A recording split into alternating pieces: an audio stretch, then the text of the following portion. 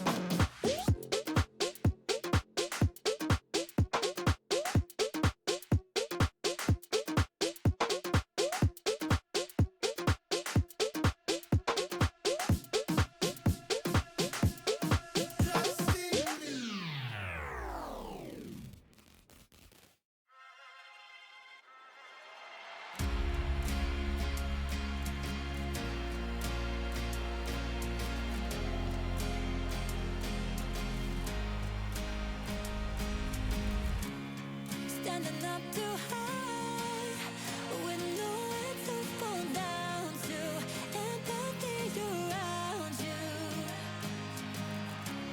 Standing looking back, you heard it all before now, losing what you didn't know you had. Fearing what you want is nearing, but you're really trying to get away from it.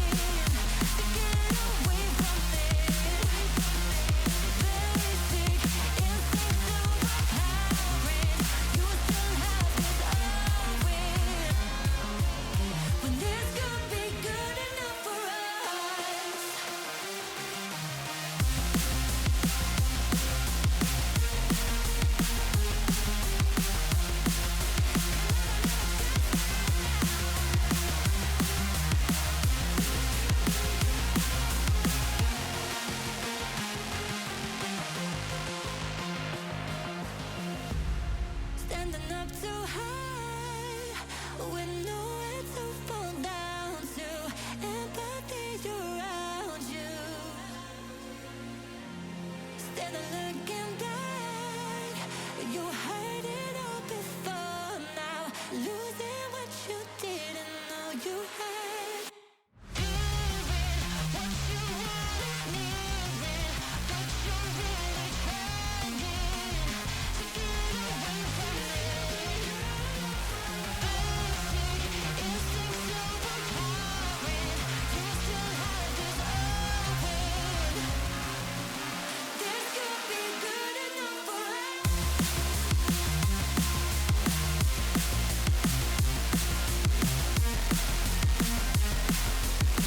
This could be good enough for us.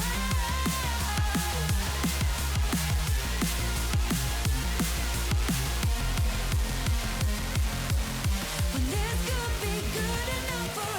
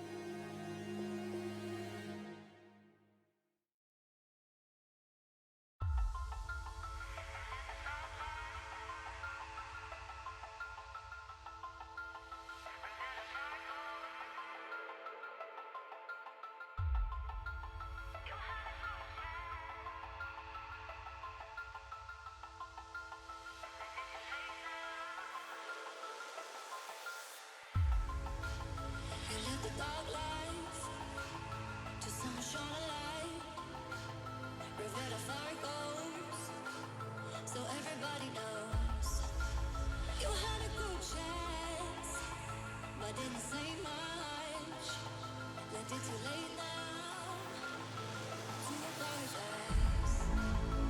Oh, time has gone too with memories to burn down and empty sympathy. Your followers know it now.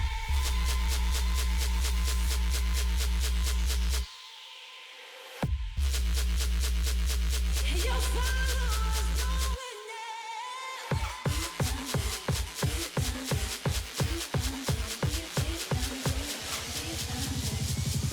Your followers know it now.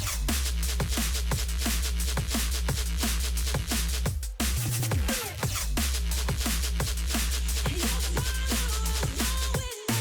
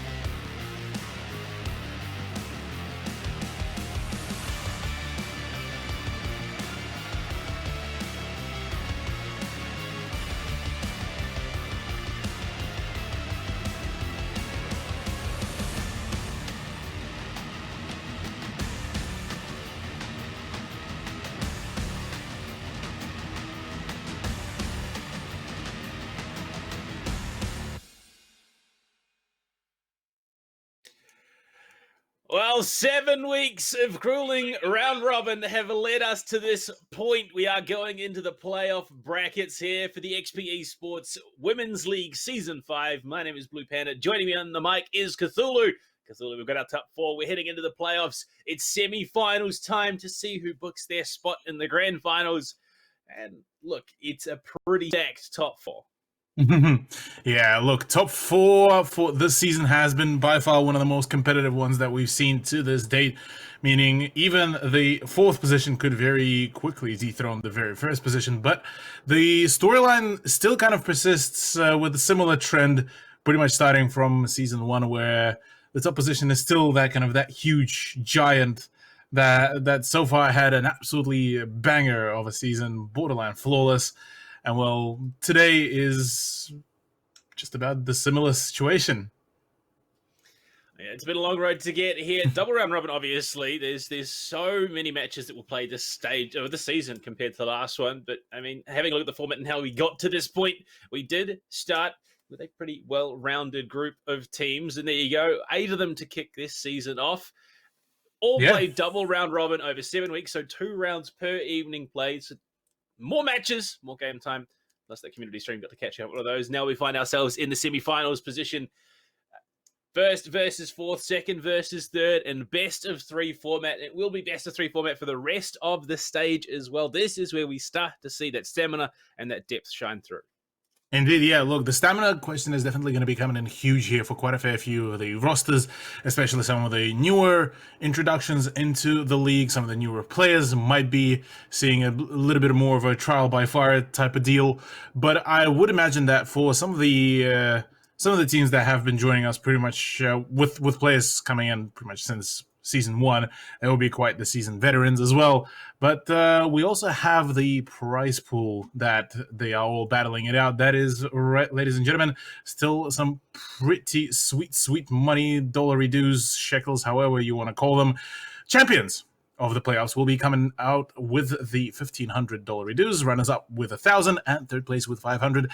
All thanks to our wonderful friends at Ubisoft Australia. And look, overall, plenty amount of incentive really here to push for the best performance possible and just pull off all your flashiest plays. Yeah, it's exactly it. Our playoffs will be played over tonight. Obviously, the semi-finals tonight and next week going into the grand finals to see who walks away, with the big chunk of change. And there you have it, the 4 teams in the playoff bracket on screen. Here on the main channel, we will be handling the first versus fourth match, Quacked versus Rens. Over on the community channel, you'll get to see the new pickup, Overt, formerly Skyfire, taking on Fallen Angels to see who will be joining the winner of tonight's match on the mainstream in that grand final position. And obviously, the losing 2 teams will have to play off to see who gets third, see who walks away with that $500. There is a lot on the line, and it's the longest we are going to get to see these girls play so far this stage. Indeed. Well, without further ado, let's actually jump into our matchup, the Quacked versus Rens. Last time we did see, actually, the match did go quite a fair bit. Well, obviously, I don't think we've witnessed the overtime from them, but overall, it was still a pretty close match with both teams kind of battling it out back and forth, really. The scoreline kept on kind of bouncing also back and forth, similar to a game of tennis. But ultimately, Quacked came out victorious at the end. And as a matter of fact, let's have a look at their roster. Seeing as well, they're the ones on the first seed. Yeah, now the majority of this team did find themselves second place last season under the Nocturnal banner. They did a couple of chops, a couple of changes, and then this new Quacked roster looking pretty formidable coming into Season 5. Cripsty, Soy, AJ, Time for Pie, and Diana, a pretty well-known roster, a pretty formidable one at that. Indeed, yeah, look, absolutely able gamers, absolutely smashing their competition quite heavily. Sorry, there's quite some banter in the lobby as well happening. But speaking of the opposition, let's have a look at Rens, the team that has quite a fair few of the dad jokes connoisseurs. Angry Wolf, Burnabear, Spooky, Brunek, and Cortari, with Meeps as their sub coming in clutch sometimes. But look, yeah, an absolutely stunning roster. The team that back in some of the previous seasons had a few hiccups here and there, but definitely shown some very promising signs. But now they have Cortari. Now they have a little bit more. Well, one could say coordination. The other would say a little bit more kind of chemistry together, and they've been having an absolute blast playing. Yeah, now this is the only team in the playoff bracket that did not hit double digits in terms of their wins picked up the stage. Quack, they picked up 14, didn't drop a single map. Skyfire and Fallen Angels both picked themselves up 11 wins. Rems only managed to secure themselves 7 wins this stage. They have, look, yeah, it is a teething issue. I think they newer in terms of that compatibility, so yeah, they're looking coming into playoffs. They want to prove that they deserve to be here with the rest of them. And this is a team of huge individual potential. So exciting to see what they've been doing in terms of prep coming into this playoff bracket. 100%. Well, we do have one more thing to really touch up on before we get to the actual matchup, and that is going to be, well, the maps as well for us to look into. Because, well, we've been talking about this, and, well, Oregon Clubhouse and Cafe as a decider, not probably the flashiest ones, but both teams been making those maps quite entertaining to watch quite a fair few times. Well, I mean, look, it's the ANZ trifecta, isn't it? It's Oregon, Clubhouse, Cafe, Dostoevsky. It's the go-to 3 in the region. So, I mean, look, you take it back to basics. You go to where you know your strengths lie. Why not? If it works for you, make it work. And obviously, Oregon, a map that we've seen plenty throughout season. I keep saying stage. I'm so used to stage. Season 5 of the XP Esports Women's League. This is going to be the testing ground. Whoever takes this map, I do believe they will take the series. Maybe not necessarily in 2 maps, but I reckon they're going to be the ones riding that high, pushing for that victory. Indeed. Well, let's have a look at the wonderful Oregon, as it is going to be our starting map. And we will be seeing, well enough, well, Renz to kick things off on the defense. Oh, rather, sorry, I believe on the defense, which is going to be quite interesting. Pardon me, offense is going to be the starter for them. But look, for Renz, this may be meaning that they get to test out a few more unusual strats for their attack. They have been showing some promising plays on the attack, albeit within Women's League, it's been kind of a bit of a stigma with the fact that, yeah, look, attack is not particularly the best case scenario, really. Well, I mean, that has sort of proven to be the case for the greater Oceanic region as well. A lot of teams struggling when it comes to that attack. Defense is a much more familiar place for them. But kicking things off bands-wise, we have Thatcher and Maverick off the board. No real surprises on a map like this. Obviously, it's sort of that trifecta at the moment. As you have it, it's either Thatcher, Maverick, or Flores. And obviously, they've been happy enough to leave Flores in.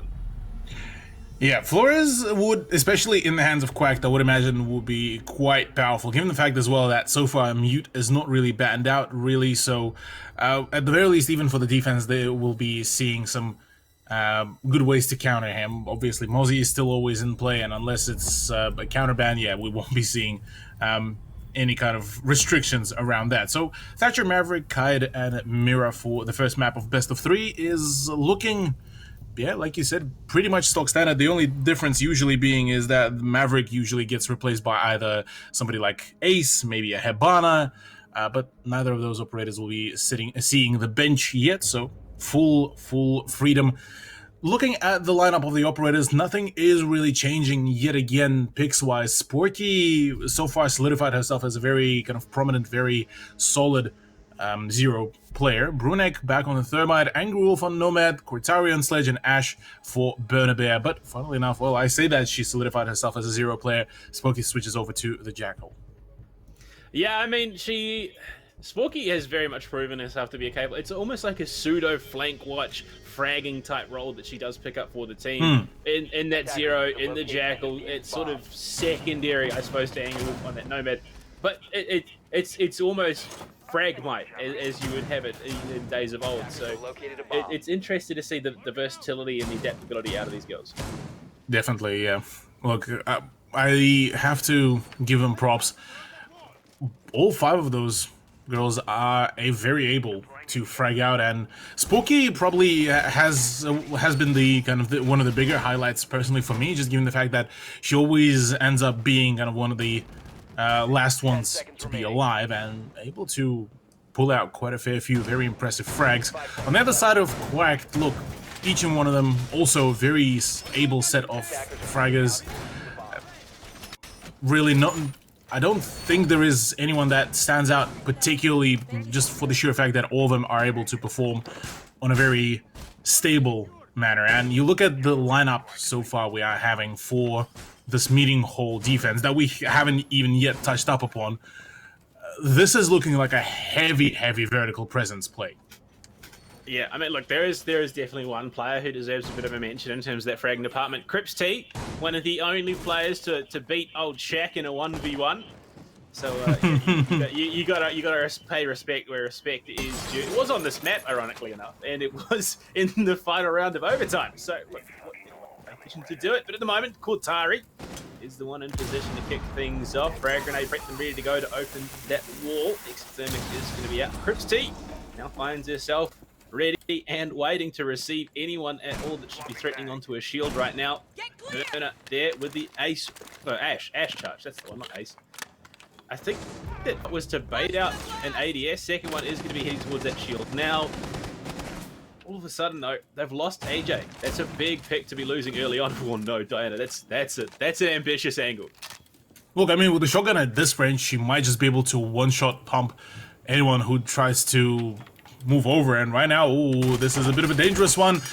Burner, nearly. She had the angle, but couldn't really find the actual frag. Diana's job, though, may just get a little bit more difficult in a little bit, because right now another swing to come around, and that is going to be an angry Brunek, already keen and prepared for the fraggle, though, well, right in front of her eyes goes the drone. Well, Crips T equalizes with that Nitro Cell. Burner now down, although having used the majority of their utility already, it's not going to be the biggest of losses. Diana may have lost a pocket or two. As the spray does come through that breach, Crips walks out, downs Angry Wolf, but Cortari's on the hunt. Gets down and the frag back, answering the retaliation of that her teammate going down. Is going to also punch out the camera and get the shots off needed to clear that information. Utility time behind a deep roam. Diana with the pocket proximity alarm thrown. I was questioning what the play was, but unfortunately just swings a little bit too wide. Gets taken out by Brunek. Pocket proximity. I rate it. Yeah, look, I mean, to just even briefly distract somebody to think that it's a C4 being thrown out, I could rate this. Could definitely fool a few players on those kind of odd situations, but right now neither of these games are very much close by, but that C4 was a very solid one. Does leave tagged up quite substantially. Typhoon Pie actually could pull off a mad play here, but just misses the cross. And unfortunately, being a mute, you've got the M590 and the SMG11, and speaking of SMG11, it's Cortari playing on the SAS counterpart to the mutes, walks up, gets the kill as the air jab goes up. So even if the kill hadn't come, the position would have been given away. She would have been in dire straits, but they do clean it up. Wrens take the first round of the semifinals. There we go. Nice and clean is the performance of the Wrens to kick things off, and they are one of those few teams that are pretty well known for some solid kind of uncontested aggression almost against their opponents, even when it comes down to the offense. So seeing them kick things off in such a very high note is a solid sign for them, albeit Quack, they're one of those teams almost feels like they bear what is like the remnants of the old COVID curse, which essentially back then used to dictate that you lose maybe like about first 2-3 rounds and then you can start the stomp train kind of thing. So similar thing here. I don't think it's just COVID. I think it's sort of an ANZ thing. It's always seemed to be, especially, at least what I've noticed in my time in Siege. It's always, we take a couple of rounds to get warmed up, and then it is just full throttle. Yeah. 10 seconds left. So that might just be kind of the play here for Quack, because I wouldn't have to say that they played their cards badly. It's just they got picked apart one by one, and kind of from there on, Wrens just were able to flat out just overpower every single position just by sheer numbers, really. Yeah, I mean, it's also worth noting, Cortari is probably one of the most prolific fraggers in the women's league, not just in this Ren's lineup, but in previous iterations. I mean, she's what? Two-time champion, and having been part of that Elevate team, which was the 3-time champion themselves. But I mean, she's very good at the game, and that should not be sneezed at. In fact, all 10 women in this lobby are very, very good at the game. But there's a couple of those players that they somehow make miracles happen out of nowhere, and Cortari is definitely one of them. Yeah, look, 100%. I'll definitely have to agree here. Cortari could very much be pretty much the catalyst for possible success. Already starting to just press up on that downstairs presence. Obviously, the site is known that it's above, but already some of the utilities being spotted leading up above. That Melusi charge is going to be gone. Now, Soy is already starting to get tracked, so she will be thinking that maybe a hunting party is coming around, so she's trying to mislead, thinking that she will be rotating straight on over to the push. But first up, actually Angry Wolf that took up some damage from Diana with a suppressed AUG out of all the things, which is, look, that's... Well, the question is she running the Aim Lab skin? Because everyone knows that forget what I was saying. We've got an M870 in the field. AJ it's a banana M870. Has had enough of the 416 carbine. It's M870 time. Sporky going to take some damage. One pushing in through security. There's several players, in fact, encroaching on it. Okay, unfortunately turns the wrong way, so we're not going to get to see that M870 used whatsoever. It's unfortunately for Burnabear, has to watch as the teammate falls, and yet another one goes down. Time for Pi finds Cortari as well. It is just an absolute slugfest, ironically, given the gun that took down a teammate. But 2 players to the 4 remaining of Quack. Much better recovery here. 100%, yeah. Trading off your Jaeger for borderline 75% of the team, that's a solid one so far. All down to Brunek and Burnabear to try to make a play here, which is still relatively possible. I mean, they got the, quote-unquote, the bare minimum, really. And I do believe that there's nobody's yet to Would you say make a play. Minimum? Yeah, burn a bare minimum at this point. Yeah, look, it's unfortunate turnout, really, because look, her swinging around towards that position pretty much saw her demise. And all down to Brunek, well, she will be trying to maybe grab a few final moments, final frags, but the only frag that she will be grabbing is on her forehead.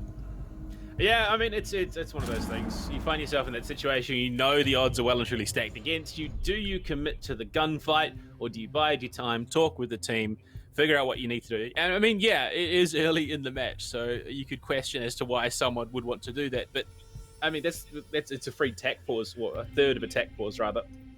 Yeah. Use that time, communicate. It is one of those things. Even just the stalling out of a round by the 15 seconds that are remaining, it's just stalling that momentum, which you're constantly looking for those gunfights. And in a game like Siege, it's those moments that make the difference.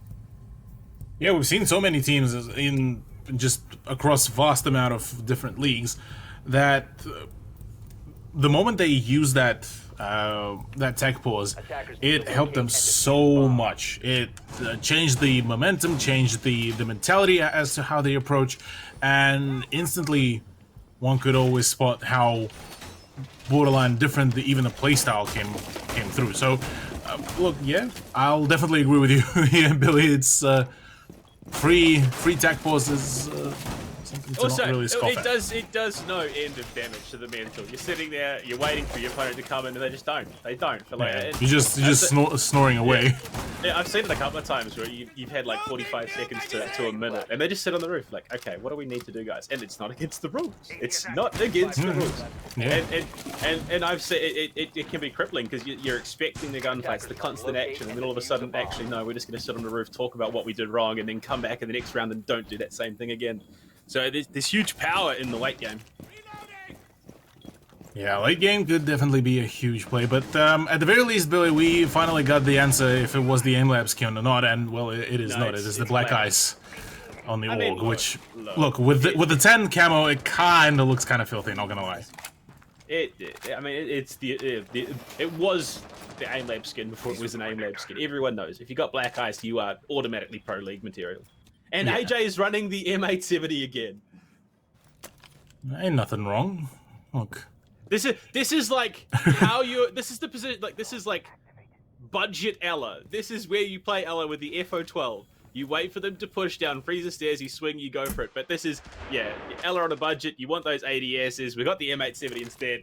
I'm keen. Honestly, I'm a big fan of the gun, and I'm keen to see what AJ can do with it. Look at the support she has. And Burner as well is just having absolutely none of it. Doesn't want to deal with the yokai drones. Quack to play in a solid deterrent game. They've got the yokais, they've got the information. They've just got so much to slow and deter Rens from pushing down any of these main stairs positions. I would be surprised if we didn't get down to like a 10-second round. Oh yeah, I definitely wouldn't be surprised if that is going to be the case. AJ actually decides to start setting up her plan B all the way to Z, really, because right now another breach does come around. Retired with a grenade flies in.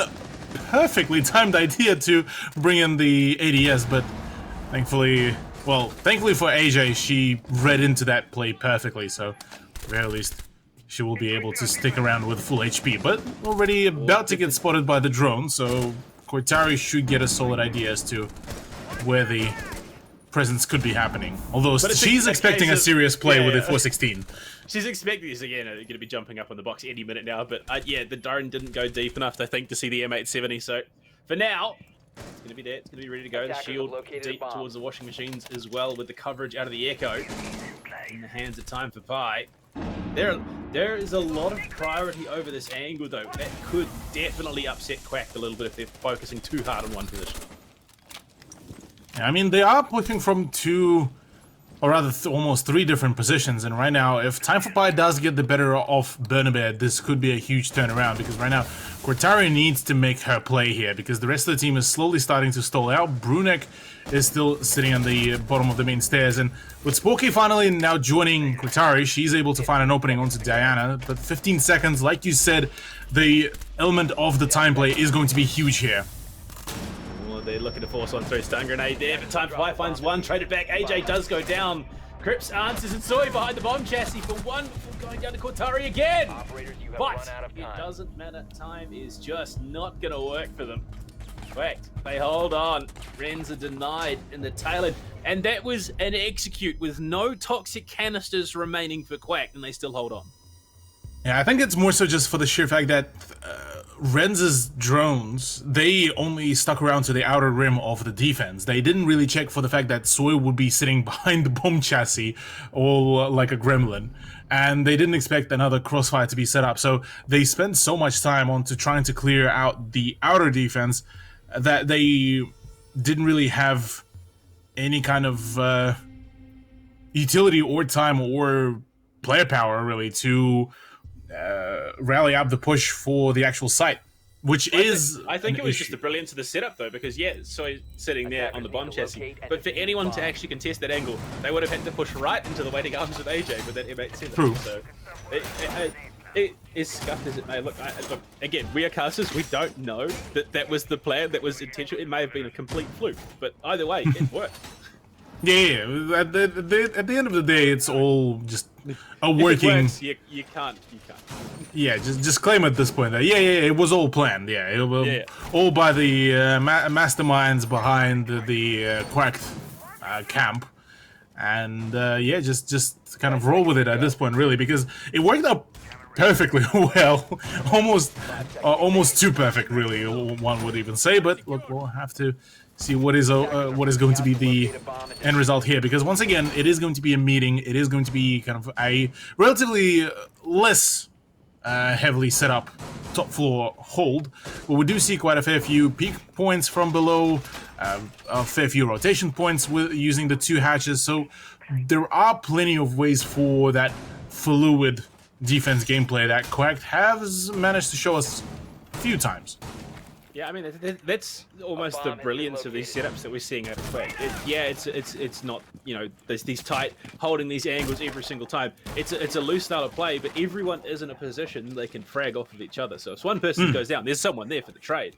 So they are covering so many different bases with these setups. While it looks maybe a little bit disjointed. It's the amount of coverage they can offer for themselves, and it's scary when these plays do work. And Time for Pie, playing down in security, has that vertical.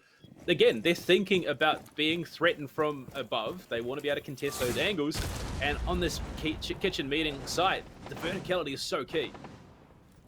Look how spooked Rens are. You have Angry Wolf, you have Sporky that just before watched that kid's window, which could have been absolutely huge. And now Qatari is also opening it up for the team. They are very well aware that Quack can be very methodical, but they can also be absolutely just full send, peek everything and everyone. And it's a scary prospect to really think about, because it's a continuous kind of guessing game. And right now, Cripsty could actually either be in a whole lot of trouble, or it could be sitting just pretty and just, you know, not even phased really. I mean, it's one of those, like, you just have to have nerves of steel to be holding a position like this, especially behind a Vulcan shield, especially with that utility starting to come towards you. The swing is there. Oh, hello. Somehow stays alive, but Sporky will be there. AJ trades her out, but with the 416 this time, not with the M870. So obviously, just unfortunately, the crusade has come to an end for AJ. Angry pushing on in, finds Diana. Time for Pie is well being threatened, but you look at the health bars on Rens, they're all starting to tick down. Yeah, with AJ picking up a double kill as well, this is now the top floor control completely reinstated back into the hands of Quack, but not for long. Qatari is on a crusade of her own right now, trying to hide behind AJ. Does find the feed. That's the top floor control now back into the hands of Rens.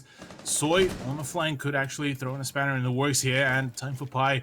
The crossfire could really shut things down, but right now, neither of the two players' positions has actually been revealed, and right now Soy, Oh boy, just completely phases out, really. It seems completely lost for as to what to be done, and sees Burnabear, but Burnabear is this time is a little bit quicker on the trigger.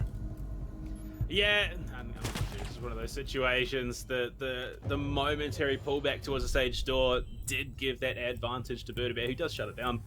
And Rens, they do capitalize on these positions. And yeah, there's strength in being able to trade off of each other, but as soon as those numbers start to dwindle, that's where Rens can play into that advantage. As soon as there's not nearly enough coverage to play off of those angles, that's where you can capitalize. And we saw that they go for those flanks, they go for those alternate positions to be able to capitalize on these angles that are being held by Quack. And it picks themselves up a win. They do it very, very well.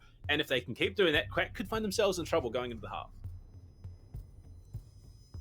Trouble indeed. Yeah, look, it's still... It's an interesting thing, the fact that from the get-go, Quack, so far, both of their attempts on the meeting side, they've lost it. Like, quite through and through. And it's a little bit confusing to me as to why, even after, like, the first time that they got rolled, they would try to go into meeting rather than maybe try to pick kitchen dining. Maybe it's not part of the strat book, I would imagine. But regardless of that, it's still some of those things that maybe should be overlooked again because everything else has been working out pretty well. The kids' defense worked out quite well. The laundry defense, well, for the majority of it, went pretty smoothly. But the meeting defense so far has 100% loss for them. Whereas for Rens, this is the only side that they were able to quite accurately deconstruct without any issues, really. And partially it feels due to just, once again, just Rens players winning out their 1v1s. Well, at the moment, it's 2-2. It's still manageable. There's still a lot that can be done. But, yeah, it's those weaknesses that are being exposed. The big question I have is, where are the dad jokes? We have heard no dad jokes in all chat from the Rens. This is wholly out of character. I would imagine that maybe Qatari is starting to get a little bit serious. Before it was kind of like, you know, at maybe 20% Qatari, just showing us like the funny part, the funny haha kind of memes. And now Qatari is just full sending it. She wants to acquire the dub. It's that thirst for the win that stayed over from the X Elevate roster. That seems to be that maybe that primal feeling for her. I mean, look, yeah, she is just hungry for the frags. Crips T again playing a dangerous game. Oh no, the pixel angle. It's a canister throw, and that could have gone horribly wrong for both parties involved, but Crip stays alive. It's the unfortunate nature of those shields. That little diversity in angle can give the attackers an advantage. You see it time and time again on the likes of Cafe with that upside-down rappel on the pixel angle, especially in this position now, looking down into Pit, as well other teams do put that shield just that much further forward. Burnabear has the breaching round ready to go to deal with the shield. Smoke grenade there to cover, and the shield's now gone. It does mean that Crip's like to force up the angle, but it looks like straight into the waiting arms of Sporky on that game's window rappel. Soy and Dinah find two. Sporky and Dinah and Burner off the board. Kotari down to Time for Pie again. Time for Pie is having a wonderful game on this mute right now. Yeah, you can see the blood splatter there as well. Finished off the poor operator. And, well, right now it's, down to Brunek and Angry Wolf to try to make a play here. But right now, both of their positions, the moment those shots are going to be starting to roll out, that's when their positions are going to be revealed. But the drop down through the hash could actually prove, well, quite beneficial. 30 seconds remain, still does allow a little bit of time to rotate maybe through the armory stairs to maybe make a play for that, but she needs to be borderline sprinting around those stairs. And right now missing out that gunfight. Soy might just be able to get the shot, and she will be. That's a double kill, and all down to Brunek to try to make a swing, but that is not even remotely going to be allowed. Diana with a pre-fire on the suppressed AUG nonetheless, making a play. Just look at that, clean the pre-fire. black eye skin. Yeah, it's just it's chill, it's crisp, and it's a big frag to be finding, and a big round on top of that. Quack get themselves the 3. Could even push for that 4th, especially given that we're heading down to base with number 3. You got to remember this one last time was round 1 on the clock. It was a very last minute push that came out of Rens, and unfortunately it was just too late. Even without that utility denial in the hands of Crips, they just didn't have the tools they needed. I'm the one thing though that I'm so curious, is AJ going to try and force the M870 again? I would imagine so. I would imagine that she could really bring in the M870. The other question for me here is, for Rens, how come we are seeing a Flores? Because Flores could be the huge solution here to quite a fair few of their problems with pushing certain positions. I hope that's not my that it was dying out here. Well, I don't know. There was a bit of lag. We're back. We're good to go. Okay, we're back. Cool. Sweet. We are good. There's a lot of questions. Yeah, quite a fair few. But I mean, yeah, like the biggest like you said, the biggest letdown last time Rens attacked the site is the drone work was not deep enough. They didn't quite check all the angles that they needed to. Yeah, they knew that AJ was sitting in freezer, but they didn't know what kind of weaponry AJ had. If they'd known it was a shotgun, it probably would have been an easier match to deal with her and get her out of that position. And same with, they had no idea Pi was tucked into the bomb chassis. So you're looking for deeper drones this time around. Rens need to set themselves up with a little bit more information before they go for that execute, because otherwise, again, they're going to find themselves battling the clock. Indeed. Well, we do at the very least get the answer if AJ will be trying to force the M870, and that is not the case this time. She will be playing a little bit more of a serious game now, realizing that maybe a few more memes might just end up costing a few more gunfights, which could result in the loss of a couple more rounds. So let's go a little bit more serious now to approach this, and this time Cortaria actually might be followed up by Angry Wolf on that push, and very quick, much more aggressive play from her, straight away beelining towards the white stairs, towards the freezer stairs, to just ensure that they will have plenty more times, plenty more, well, seconds to really go in for the push. Yeah, accelerated, unfortunately, they just don't have the tools they need to get the hatch open with the acceleration that they were looking for. But either way, it gives them the positions and the proximity to set themselves up for the execute onto the site. Now, again, it's going to come down to that information work. They need to get the drones deep. They need to use that Gemini replicator, and then they can go for that execute. Because if they don't give themselves enough information to at least, approximate the number of bodies in and around the site, they could find this. Okay, time to play. Calm down. She's just roaming that side over AJ's head. Is like, I have all the power to just end you right here, right now. Well, no, it's there is no retreat. Hold your position or die. I thought that we already long ago avoided the 1940s in Russia. Look, it is Rainbow Six Siege. It's generally the attitude and ranked as well. But right now, I think there's probably a little bit more friendly bands coming through. Tucked in this time, it looks like it's Crips T on the bomb chassis. Multiple bodies around that laundry stairs entrance. Yeah, smoke canister going out to try and delay that push. Do they know? They have an idea. Yeah, Cortari, they know this time. It's not going to be soy, though. Those toxic canisters are going to prove a real hindrance. Oh, just the vertical angle that Cortari was able to find onto the shoulder of Crips T. It's not a kill, but it is a down, and they can translate that. AJ stands up. Another dangerous game being played here by the girls on the Quack roster. Crips unattainable. Oh, AJ! Second time is the charm. Step up in a big way, and Cortari loses her head because of it.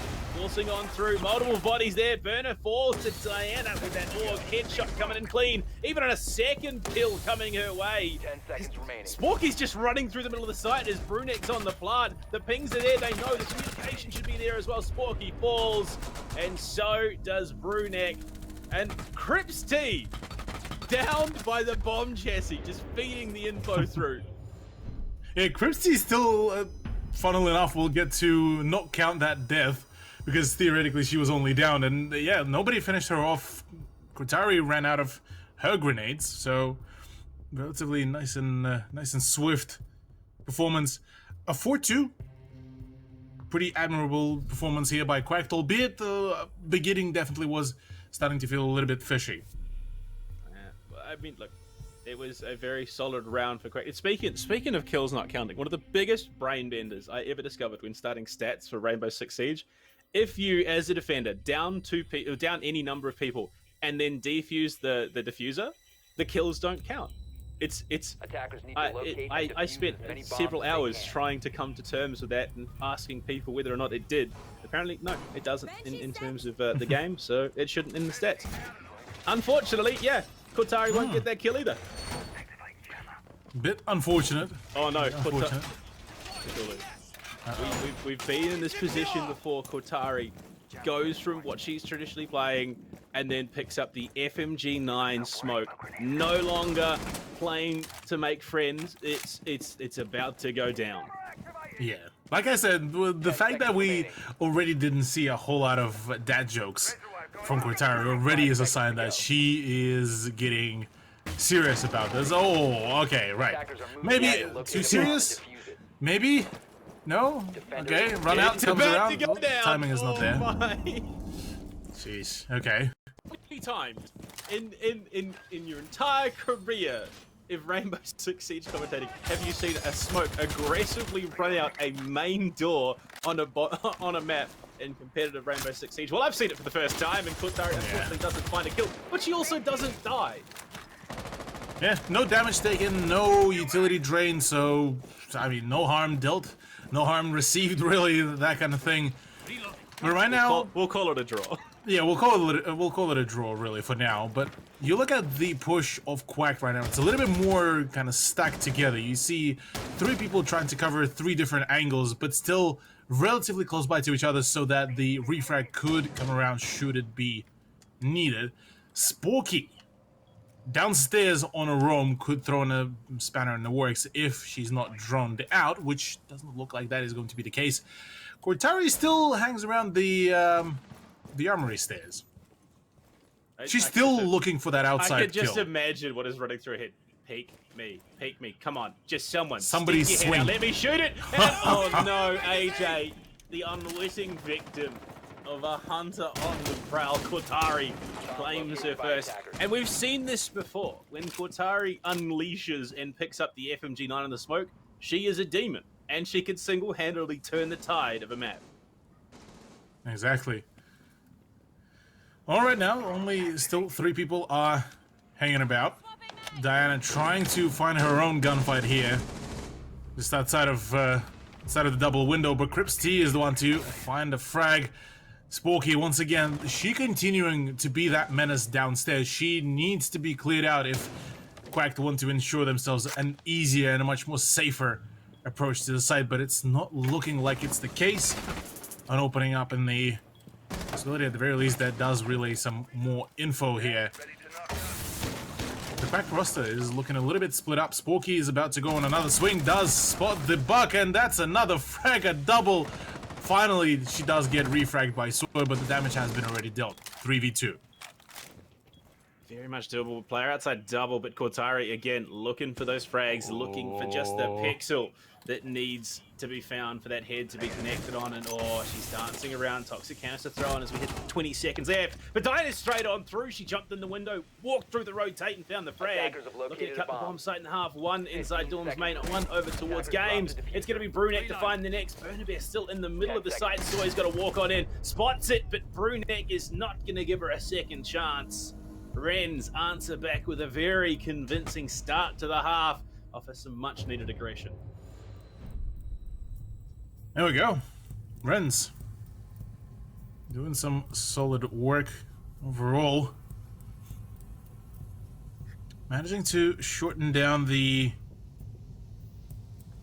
point disadvantage a little bit further, albeit still at a deficit. Certainly not out of this just yet. Laundry is up next, so Kids Bedroom has so far ended up being a successful defense for them. And oh lordy, Diana bringing in the blitz. This is something that she has played before, though, and to great success, which is the interesting part. I think the last time I saw it, she played it in 2 rounds. Round 1, she dropped E-Box, found 2 kills. Round 2, same bomb site, pushes through Condor, takes control of Elbow single-handedly, and then ensures the win for her team off the back of that. So this is not something completely out of left field, but it's one of those picks that it is high risk, high reward. Yeah. I mean, and we've seen even in some of the different leagues like OCL, a fair few teams did try to bring in the blitz with varying success, obviously. But in the right environment, in the right setup, blitz could be an absolutely stunning catalyst for a push if played around him. So we'll have to see if that is going to be the case or whether Diana is just going to be flat out full sending it directly on site, just solo. Well, I mean, she's pretty capable when it comes to it. The question again has to be Cortari. Where is she going to be playing? Where is she going to be looking to affect that change? They've still got the setup towards Elbow. And interestingly enough, we haven't really touched on this. Time for Pie. This is what I'm talking about. Just straight on in, looking for it. Splash does come out, and Burnabear turns, unfortunately, unable to find the rotate, and goes down. And she's done it again. She's made it work, and she's taken control. Soy finds Cortari as well. And this is the power of those unexpected picks. No one's going to be pegging a blitz to just run full pelt towards Elbow. She's going to keep going. She's running towards border. She's taken some damage, but she's still alive. Yeah, another swing comes around finally enough and tags up Angry Wolf even more without any kind of response. But it's already another entry. Time for Pyre with the just freshly nerfed M762 coming about. But C4 does trade it out at the very least, so not a flawless round. But it's just about that, really. Time for Pyre wraps it all up at the end with a Zephyr push. Just, look, honestly, a phenomenal explosion onto side by...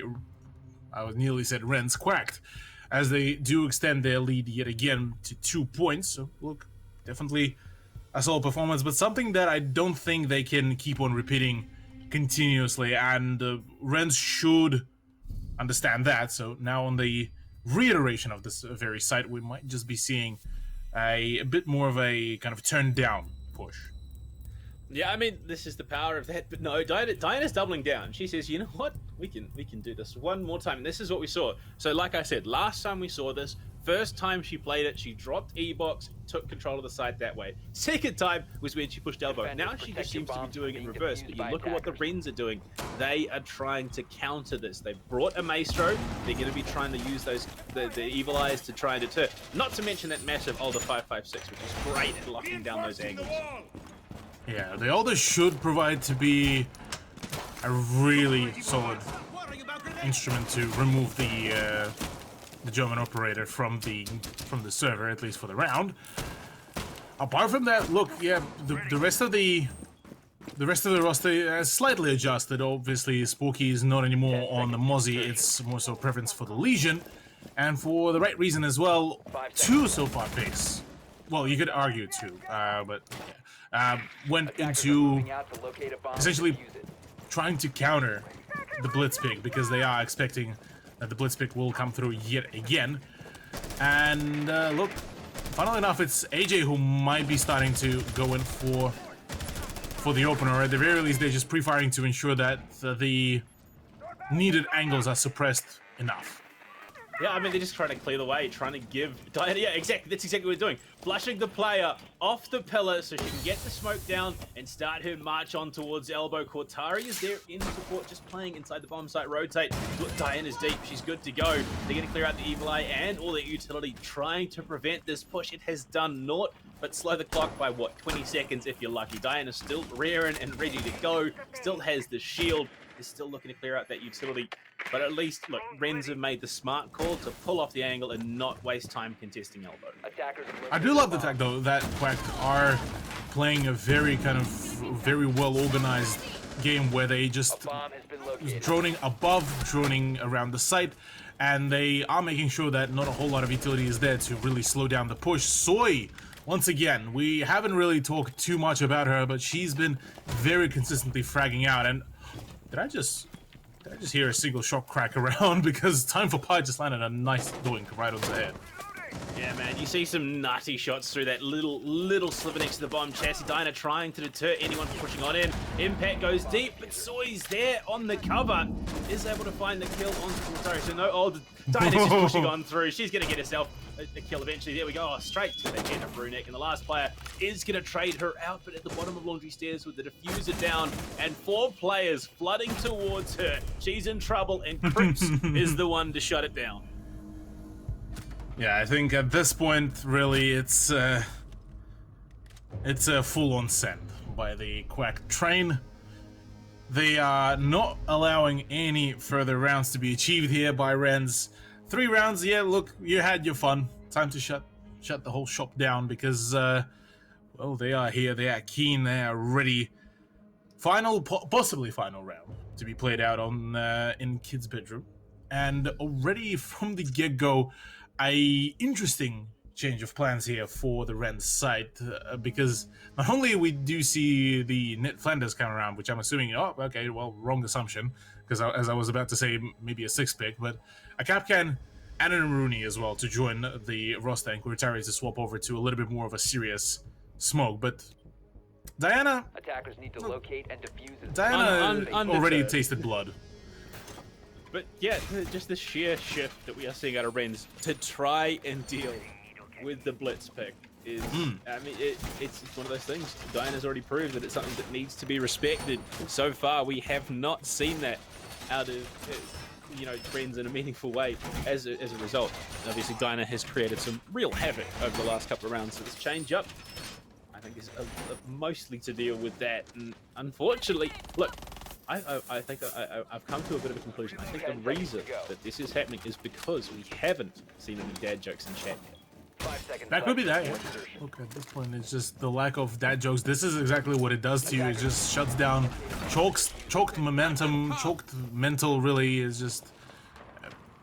We all know at this point in Women's League, the more dad jokes you crack, the more cracked your game is. But, funnily enough, full send, Diana, yeah, look, she's already in, but that's the first Capcan trap. She's got out the second one, because the second one will be actually lethal. And theoretically, you have all 5 operators that are just flat out countering the blitz. Ironically, Anger Wolf had 2 left in pocket, so they're only just going down now. Oh, that could have been brutal. That could have been absolutely ruthless. If Diana had swung the doorway of Trophy just then as Anger Wolf was looking to go and place him, she could have been all over Red Rover. And Anger Wolf for the Dark Stress out outside the game's window. It's going to be tossed. It's going to explode. Unfortunately, it's not going to find anything. Now, Soy anticipating the run out. Quack, they're approaching this in a very serious manner. Indeed, they do. Oh, that trick didn't really work out. That's a bit unfortunate here. I'll be trying to just open up just a little bit enough for a crouch hole, but right now, Diana is, at the very least, is able to just scout things out, just make sure that, yeah, look, need to be a little bit more cautious. AJ's Roombas are coming out now. The second one to come through to try to get rid of the shield, and actually, it should be good.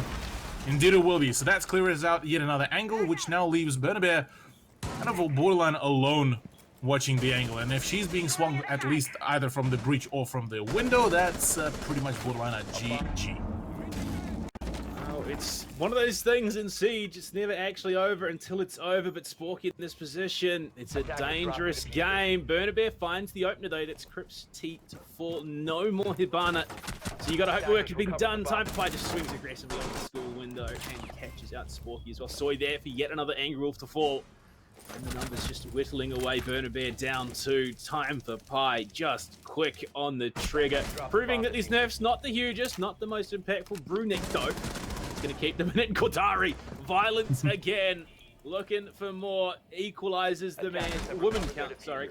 Attackers have Diana, located. so 1.5 players. Oh no, Brunek in a dangerous spot. But luckily Kotari's there to cover from White Stairs. It's all coming together. AJ alone. Toxic canister thrown towards her position. She's in trophy. Spots the head. Can't connect the shot though. But with time ticking away and Kotari hot on the trigger, looking to lock the site down. And no options available to her. I think Rens might just keep themselves in it a bit longer. Well, it looks like it. AJ 15 trying seconds to just run away with any kind of opening, really, but that's shut down at the end. Kotari is the one to finish her off. Yeah, look, Rens, the round that looked like it could have been lost out quite quickly got overturned pretty nicely by Brunek and herself, and managed to make it work really well. 4-6 is our scoreline here so far, and going into round 11, back onto Laundry we go. Now, Laundry is still borderline the most unfortunate site for Rens to approach. Not only they've lost it during the attack, well, they lost it on the defense as well, so far by far one of the worst ones to be bringing in, but funnily enough, still going to be keeping that, for the majority of it, anti-blitz kind of lineup. Yeah, but you know what the easiest way to deal with an anti-blitz lineup is? Go for a Monty instead. Attackers need to Indeed, locate yeah, It's look, not- Amonte yeah, is it- good. bombs if they That's all can. it takes. It's not a blitz. You can't counter it. It's easy as that. But the setup that we're seeing out of Rens, again, it's very reactive. They won that last round. We had taken those gunfights favorably, and I rate the change to the mute this time. The Capcad, yes, it did the initial damage on Savannah, but it didn't do a heck of a lot after that. But with the mute, knowing full well that Flores has already been shown by Quack, Rens, they're adapting, and this is exactly what they need to try and stop Quack from closing this map. Yeah, having that reactive playstyle is Seconds left. definitely a huge thing to really look into and try to play about, because seconds remaining. look, apart from that, Quack really were just kind of trying to dictate their own game for the majority of the time. It was their game, but Rens being very quick on reacting to those picks, on the ways how things been played out by their opponents, they were able to keep on quite competitively contesting quite a borderline majority of the angles that has been so far presented by Quack. So for this very push, it seems like we are going to be seeing a very thorough idea of just checking upstairs, making sure that nobody's roaming, check the ground floor, and then only go for the push downstairs, because Sporky's roam previously, whenever it was the kid's defense, and she was able to very confidently just roam around the basement floor, she was an absolute menace, and no way Quack were able to deal with her. So now with them just spending some extra time to just make sure to clear things out, it's definitely a much better decision. Yeah, I mean, it's just the power of a map like Oregon. The depth of roam you can achieve, and just the options that you have as the defender give you so much to work with. Especially, it's just a lot of it's the mental game as well. Attackers anticipating players downstairs and having to spend that time to either clear it out or risk getting flanked later on in the round. We head to the second half of round number 11 here. They've got Diana nice and deep into the building. First floor has been cleared out, so now they can start to march on down, get that information, set themselves up for the execute. All 10 players still healthy and ready to go. This is probably the most passive round we've seen, but look, the positions so far, they've been pretty good out of Quack. Indeed, the Terra drone comes around to just make sure to get the better of that ballistic shield, and that's another position that has been cleared out. Cortaro obviously still wields Attackers have recovered their the bomb located by attackers. FMG9 with some magnification, so should be able to still be very competitive about some of the angles. But right now, the main gunfight appears to be coming out from the laundry doorway, and Lord's Antipi very keen, very ready to take some of these gunfights, and right now has the perfect angle. Swing comes around. If only she knew the brief. She does land the shot. I mean, Oh my I talked god! about how it's admirable that Time to Fight is still sticking with the M762, but she's making it work. She's finding the frags. We lose Cortari and Brunek off the back, but Diana playing on Freezer Door does get some damage out, but that's all it is. And all of a sudden, Crypt and AJ take 2 apiece, and the map is done. Flawless round for Quack to close out Oregon here, which was the pick of Ren. So going into map 2 with that advantage, Quack to have a lot of momentum. But as we head into map 2, again, it's worth noting that it is that A and Z trifecta. These are maps that are well known in the community. As we head to Clubhouse, it's still anyone's game. Indeed, yeah, look, Clubhouse is definitely going to be a bloodbath. I will have to say that, really.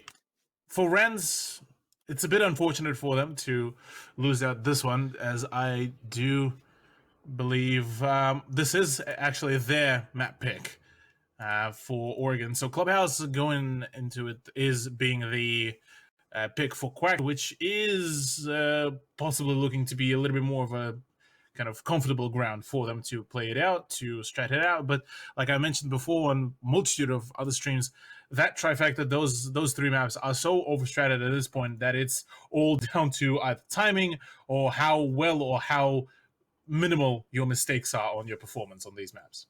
Well, that is exactly it. And coming into Clubhouse, obviously that advantage, Quack, they only need the 1 more to close it out. But Rens, they're a team that is resilient, if nothing else. So hopefully we see the bounce back. Maybe we even get the full 3 maps tonight. But right now we are going to throw it to a break before we head into map 2. Get yourselves hydrated, grab yourselves a snack, and we'll see you back soon.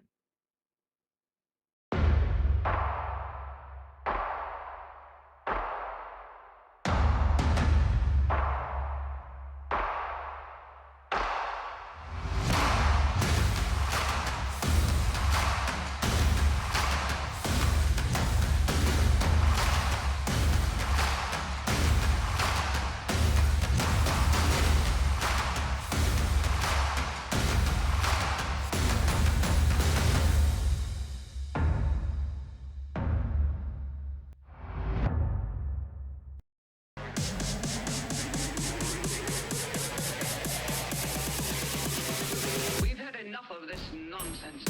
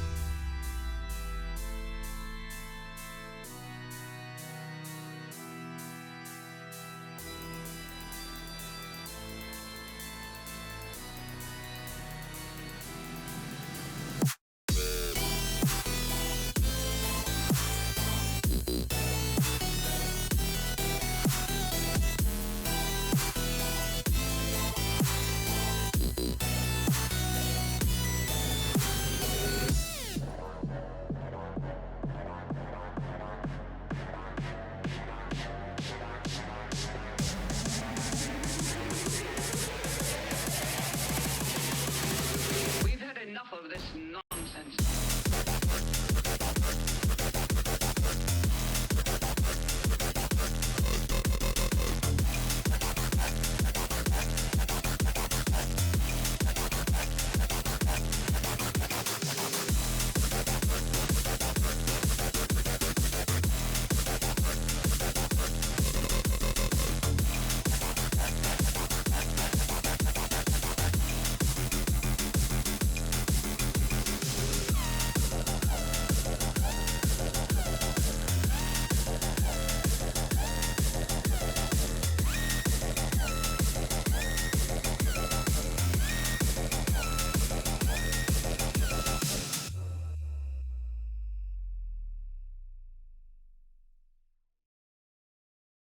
Send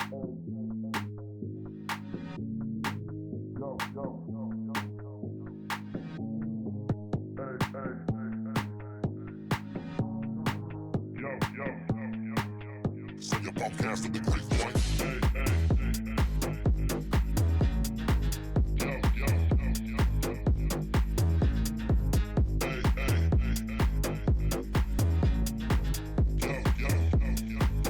Send your podcast to the great point. Hey, put you in your place, look. Leave your thoughts on the floor like Facebook. Yo, got them from great boy. Send your podcast to the great point. Hey, put you in your place, look. Leave your thoughts on the floor like Facebook. Yo, got them from great boy. Send your podcast to the great point.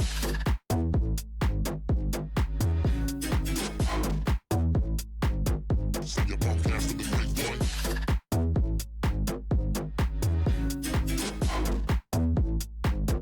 Send your podcast to the great point. Send your podcast to the great.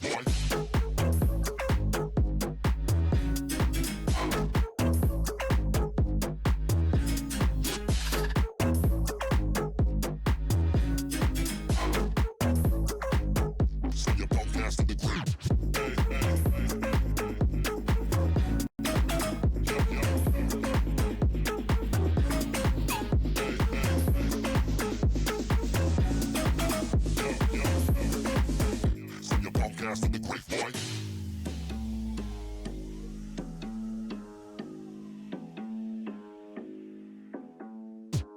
Hey, put you in your place, look. Leave your thoughts on the floor like Facebook. Yo, got that from Great Boy. Send your podcast to the Great Boy. Hey, put you in your place, look. Leave your thoughts on the floor like Facebook. Yo, got that from Great Boy. Send your podcast to the Great Boy. Great Boy, Great Boy, Great Boy, Great Boy, Great Boy, Great Boy, Great Boy, Great Boy, Great Boy, Great Boy, Great Boy, Great Boy, Great Boy, Great Boy, Great Boy, Great Boy, Send your podcast to the great boy.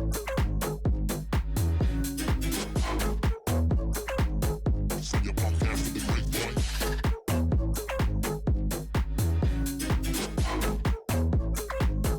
Send your podcast to the great boy.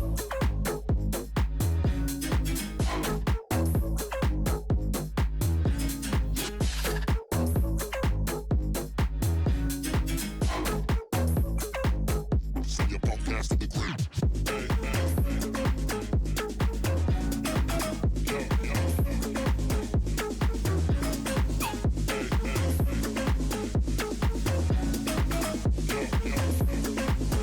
Send your podcast to the great boy.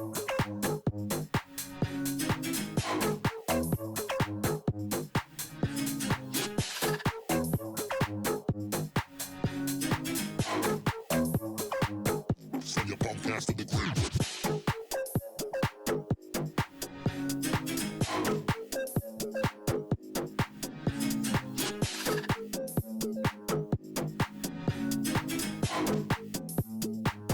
Send your podcast to the great.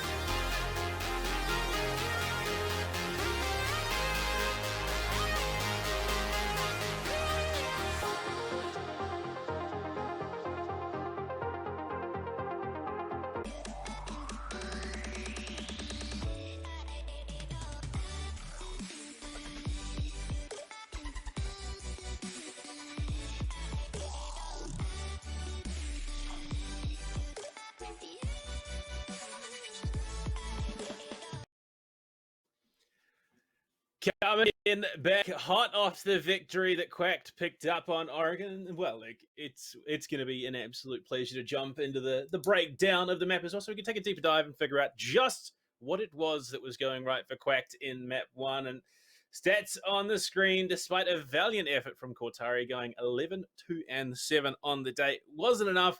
The girls on Quacked, they stepped up, they played a very solid game, and it shows in the numbers.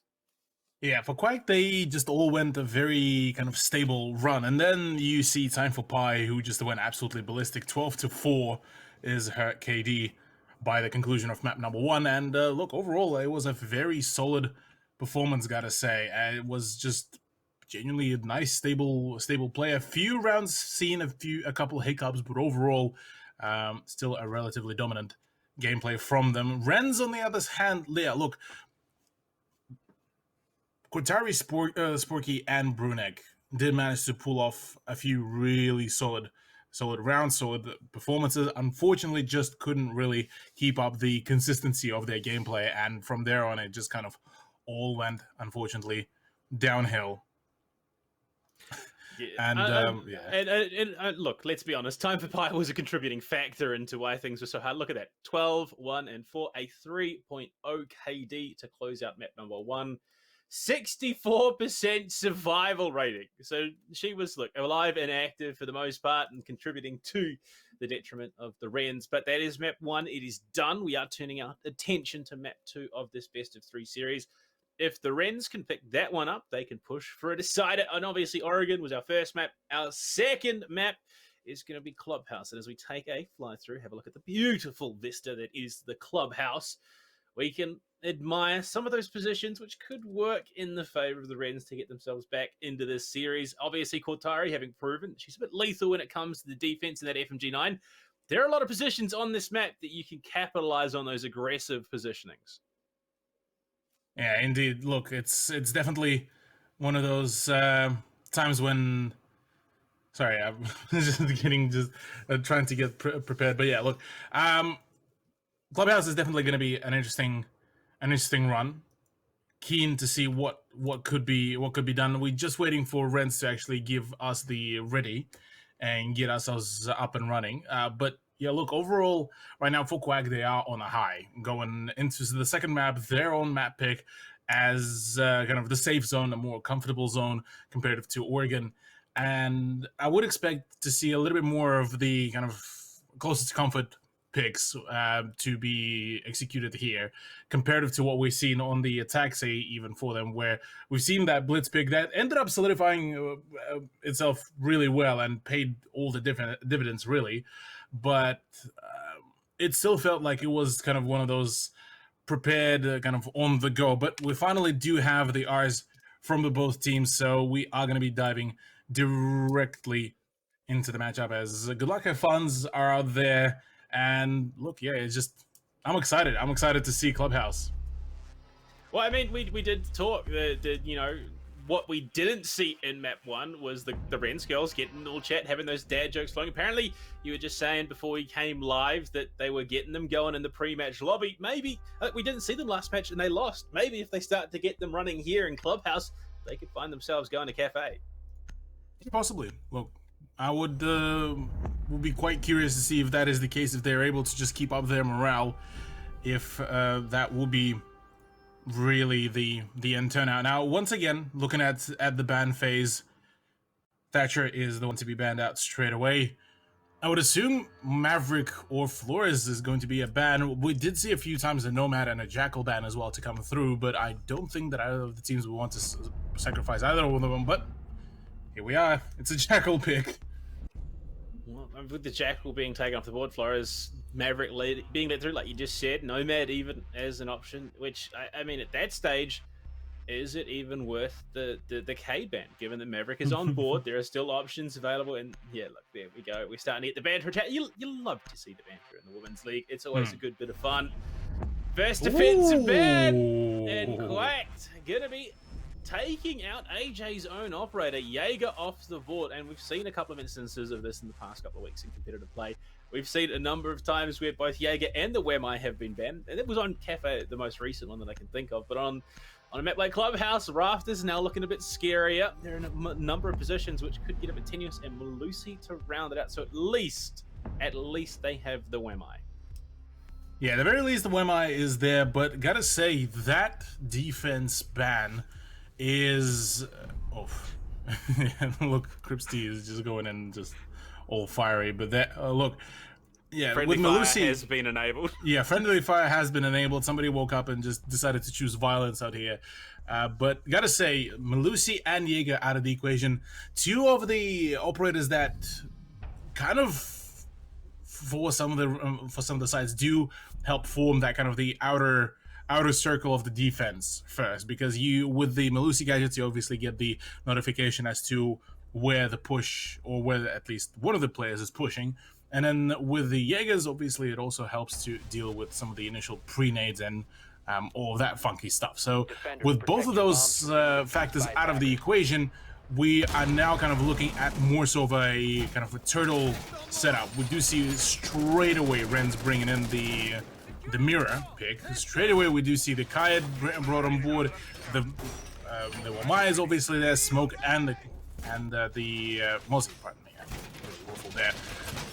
Mozzie is kind of more so, I would imagine, a kind of response from Ren's, partially for the Florist picks that Quack brought on board previously, plus Sporky has shown us an absolutely phenomenal performance previously with the Aussie operator, so wouldn't be surprised if she will be a menace even here as well. I mean, it's also, again, it's a case of this map, much like Oregon, is one that plays very, very well in enabling that depth of roam. You can head down to the basement, you can catch those pretty significant flanks later on in the round that very much upset. And Mozzie is an operator that does enable that sort of play, going off site, setting up those pests in different positions. You can catch any number of people often. It is a preferred playstyle. In fact, it's so prominent that on the basement site, you often see Mutant Mozzie heading upstairs for that extended roam vertically. So, look, why not go the opposite way? And Sporky down there, ready to and willing to contest. But Angry Wolf, that's a dangerous position. If this wall gets open suddenly, she could find herself in trouble. Yeah, nobody's even trying to really contest that position. Nobody's in the rafters, or as a matter of fact, in the garage at all. So this is looking like it's going to be a very clean cutout very quickly, albeit... Oh boy. Yeah, that's a scary prospect here. At the very least, she's able to bail out relatively quickly out of that position. But that's already so much area has been already given away. And funnily enough, for Quack, they are still going to be expecting presence up above. Depends what kind of presents it is. Obviously, you want good ones, but it's not Christmas, so they might just have to settle for something explosive. And obviously, that Rafters holds such a quintessential position to be playing. And at the moment, with the mirror in play, there's still options available. AJ going to be the first one tagged downstairs in stock, and I would have... No, it wasn't even Sporky. Okay, she's no longer where she was. I think maybe it was Kortari. Yeah, Kortari floating around, roaming, looking for some angles. Some heads to click with that FMG9 still. A minute 10 and 15-ish actually left on the clock, and they've spotted out this utility. They know the mirror's there, but they're wasting so much time clearing out below. They need to action something quickly, otherwise they could find themselves in some real trouble. Indeed. You look at some of the positionings right now, this is a very much stacked defense versus a very stacked offense, and now Cripsty, well, a bit of a spoopy crossing, to say the very least. Angry Wolf already gets tagged up and finally shut down. Brunek on a double, though, for herself on the stairs. There's the eastern stairs now being continuously covered. Another swing to come around. AJ trying to force that position out, but right now, no way, no shot whatsoever.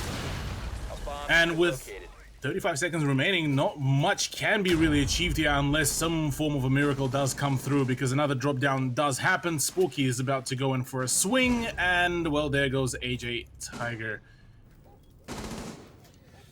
Two players remaining here for Quack. To the foot of Ren's, this defense is looking pretty formidable. Unfortunately, Brunek is a little bit slow. Kortari, though, does answer back. Soy left alone. No control of the diffuser, pushing into cash. There's two players there. And Ren's showing some big signs of life coming into map 2. Very much disabling that attempt to go in and push into the site. Quack found themselves stumbling at almost every turn. Yeah. It does feel a little bit like the outcome of the first round in map number 1, where Quacked were very much fumbling about, couldn't really find their footing, got absolutely demolished by Renz. And from there on, look, they managed to pick up a few more rounds for themselves, but a few questions are still there, because obviously for Quacked, they would want to keep up and just wrap up in this very map. But knowing that Renz are also quite proficient on this very map as well, it is going to be a little bit more difficult. Now, the pulse pick for the Church defense is going to be a huge one.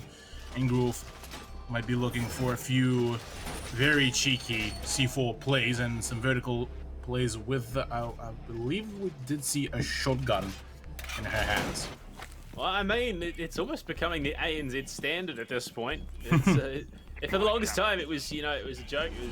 It was considered a bit of a meme pick, but the amount that it can contribute. No, unfortunately, it is the UMP45, but I mean, it frees up one of those SAS operators. They don't necessarily have to bring that structure with Cortari playing on the FMG9. It wouldn't be the worst addition to defending lineup. 5 seconds left. But already we've seen Renz come into map 2 with a bit of veracity, a bit of hunger, trying to get themselves some rounds on the board. The way they held on to the site was very, very dominating. And, well, Cortari, oh, she's looking for it. This is that aggression that I was talking about. If she can find these aggressive picks, it is an absolute mind twister and can very much cut down the confidence. Oh, Soy just carries on, running upside down, repels Cortari. Very, very close to being spotted. But is going to wait and potentially contest this angle. Goes for a bit of a swing. Can she spot anything? No. Soy just pulls off the window at the last second, but the pings there, top of the head, is going to be coming into vision any moment. There we go, Cortari. It's going to be spoon-fed to her, but it's a frag nonetheless. Yeah, just like that. Very nice, clean frag for her. And there's still quite some presence right now. Spooky, though, about to be ran down by Time for Pile, although... Oh, hello. Finally, AJ does come around to save the day, but look, it was still looking a little bit fishy, to say the very least. That won't be the case, though. Back to a 4v4. It is still very much workable. And for now, it's just plenty of information being gathered around. And Cortari continuing her roaming crusade. It's definitely quite bizarre to witness a consistent pick of Smoke just for pure roaming reasons. But it's not the weirdest thing that we've seen, I'll have to say. Oh, look, it's not like we're getting a boss GA cog or something like that in, but I mean, usually you're looking for the okay, Cortari just cuts across the outside of the building, gets herself back inside. She's going to be spotted from the main stairs, but just carries on going. Is somehow going to escape for the moment. AJ, not quite quick enough. Cortari, man, she got herself a bit of a haircut on the way down. Yeah, she knows it. Yeah, I think at this point even she's questioning the reality of how did she manage to just dodge majority of those bullets and not die from all of that. But look, right now, this may have just won yet another set of seconds really here for the defense of Renz, and possibly could be pushing it to the second point of for them, because yeah, look, Quack are definitely still looking very much confused as to what needs to be done. They are yet to find any kind of tangible momentum, and with AJ now being tagged up yet again from that swing, that's going to be complicating things even more. But Diana does manage to find a shot onto Bernabeu, albeit the health disadvantage is there. Cripsty doesn't care, goes in for the swing, finds another one. 13 seconds remain, the push needs to happen, and it will be happening. Diana will be the one to stick to the plan, and right now it's all down to Angry Wolf and Brunek. 5 seconds remaining. They don't know Brunek is behind the bomb chassis in A.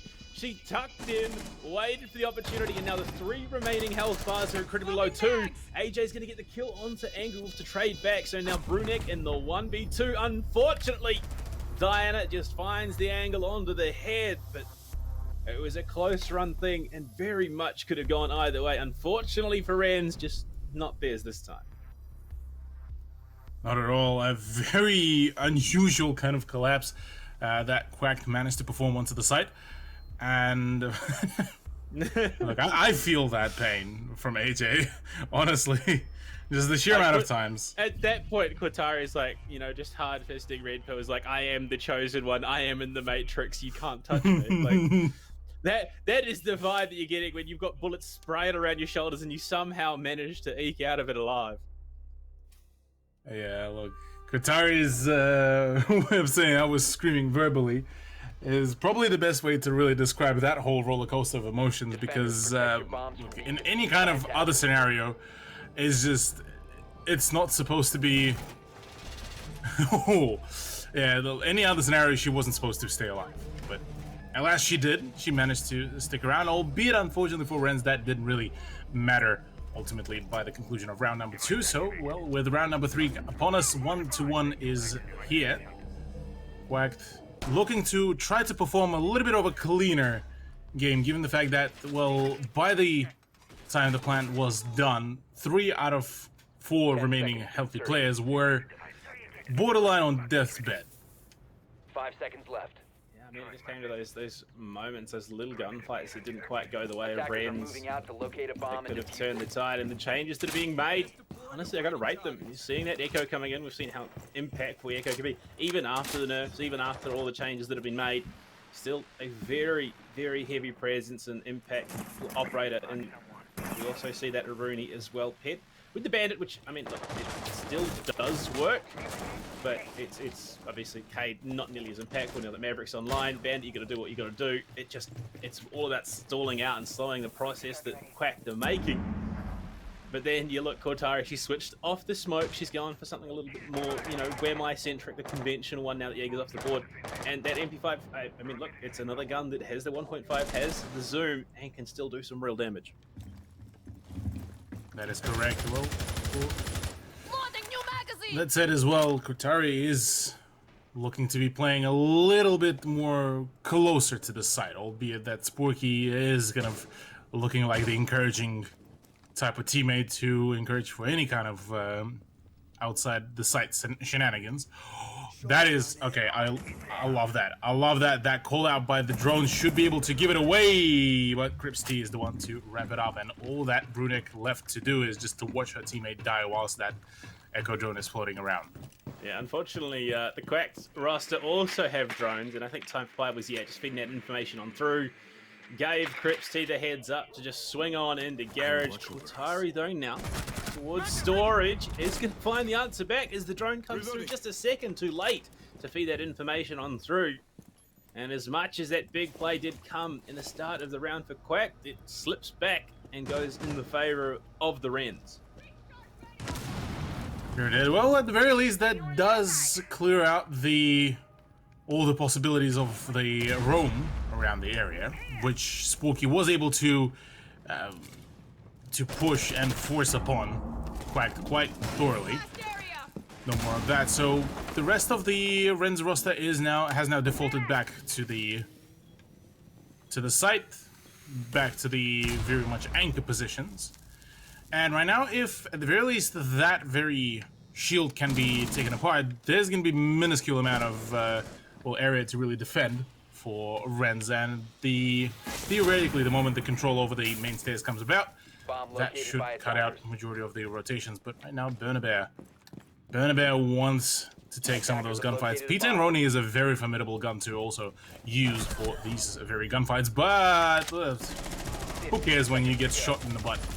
Qatari is going to find the answer back on a swim. Diana just drops straight to the hack. Unfortunately for her, Brunek is set on that Yokai drone, ready to assist and set up her teammates. Qatari for a third before she goes down and stuff. It's just AJ in the side, pistol out. Too many options and not enough time. Wrens take the third, and again, it's not like it was purely down to the stall. They took those big kills to kick the round off. They played the clock. They played to their advantages, especially on a bomb site like Basement. They played that perfectly. Oh, it looks like might have to take my words back, saying that Quack might be going into this matchup with a bit more of a comfort ground for themselves, because so far, 3 rounds in a row, they've been drained for times, drained for opportunities, each and every gunfight that did erupt end up being in one way or another disadvantageous for Quacked. Whereas Rens are bringing all of the power with them. They managing to drain the time. They're managing to just use up as much utility as possible from the out of the attackers, and doing just an absolutely thorough and diligent job. Quatari this time switches yet again. This time to the MP5 also. One that has the 1.5 times scope and should be able to continue being a menace. This time, a menace with a C4, which is probably even scarier than the two previous iterations. Hey, it's that evolution. You know, FMG9. I didn't know we were 1.5, playing Pokemon. It's not quite the gun I want. Okay, onto the Wemmer. MP5. Yeah, look, okay. It's a great operator, but still not the one I want. Mute. That's the one. Nitro Cell. I've still got the MP5 and the 1.5 times. I can do some real damage with this. So Cortari, she's just been trying to find her niche. Coming in round 4. Honestly, the crate, yeah, look, I'm not surprised at all that we're seeing a setup for something like that. Unfortunately, she's going to be deterred for the moment. But looking at how things are playing. So last match, time for Pi went 12 and 4. Right now, going into round 4, she's 0 and 3. One more death, and she has doubled her deaths for the series. Yeah, that's not particularly the best kind of turnout for her, given the fact that this is the offense side, and maybe certain things could be changed about. Sporky's position has been revealed. She hasn't yet moved around, nor she has spotted the drone, and right now AJ could very much shut her down pre-aim, and oh, that's caught with the pads down. Does manage to find the frag for herself. But yeah, look, on the topic of Quatari on the mute, it does actually, in the longer scheme, it does make sense given the fact that she did cosplay as mute on the final few, on the last few finals for season 4 and 3, I believe. So, yeah, I mean, maybe at this point it's just the mute is the final form here. Maybe it is. Well, Quatari again, she just finds those openings. Gets the equalizer and still down in the basement. Be able to catch a bit of a flank onto the stairs and the rafters as well. Diana. Snuck past Diana, just not quite watching the angle that she needs to. Big damage to down and the kill for Quatari. Getting away with absolute murder from the basement. Time for Pi. All she can do is look wistfully at where her teammate Slayer ran off to. Gets the diffuser back to down. Okay, so he spotted a shoulder. Apparently that's all she needed. Angry Wolf falls. We're back at a 3-3. Minute left and the tools on the board. Friends might be able to stall this one out as well. Yeah, although, I mean, there's not yet any kind of presence from below. Brunek with the Echo Drone could actually throw in the spanner into work. And right now, with the fact that Quatari opens up another frag, that's a triple for her. This could actually separate things. Finally, Soy does manage to shut down the absolute fiend. So right now, if they do get the frags from the positions, or this could be huge. Cripsty just getting her time drained out completely. Brunek, or rather Bernabe is the one to swing. Brunek is the last player standing. The plant is down. Well, not much can be done about this situation right now. The crossfire is in play, albeit at a very high price. It's going to have to be a big clutch. Two people, one now in rafters, being Cripsty. Now they're outside the breach. It's going to have to be a quick flick from one to the other if she wants to turn this into a victory. 24 seconds, spotted, but Soy is just going to have that little bit more of an advantage when it comes to the gunfight. Quack, they take themselves up around, but again, it is very, very close in terms of how these can turn out. Could have still gone the way of Quacked, or still could have gone the way of Rens. But honestly, this is even closer than we saw last match. 100%, yeah, look, this is definitely a much more prepared map from both of the teams. Rens are showing that they are now fully, one could say, warmed up after the Oregon. Whereas on the side of Quacked, look, maybe that question that we were asking at the beginning of the broadcast about the stamina could be maybe coming into play for some of them. Maybe it's just something that they weren't prepared for, this kind of ferocity that Rens so far perform. And the fact that Quatari was pretty much one of the key players to keep on opening up those opportunities for Rens is already a showcase of just how much of a solid player she is and how much of a catalyst she is for Rens. Yeah. Exactly it. is just honestly, it's. I don't even think it's a show of how close this matchup really is. The ability to just pivot on a dime in any one of these rounds is evident already.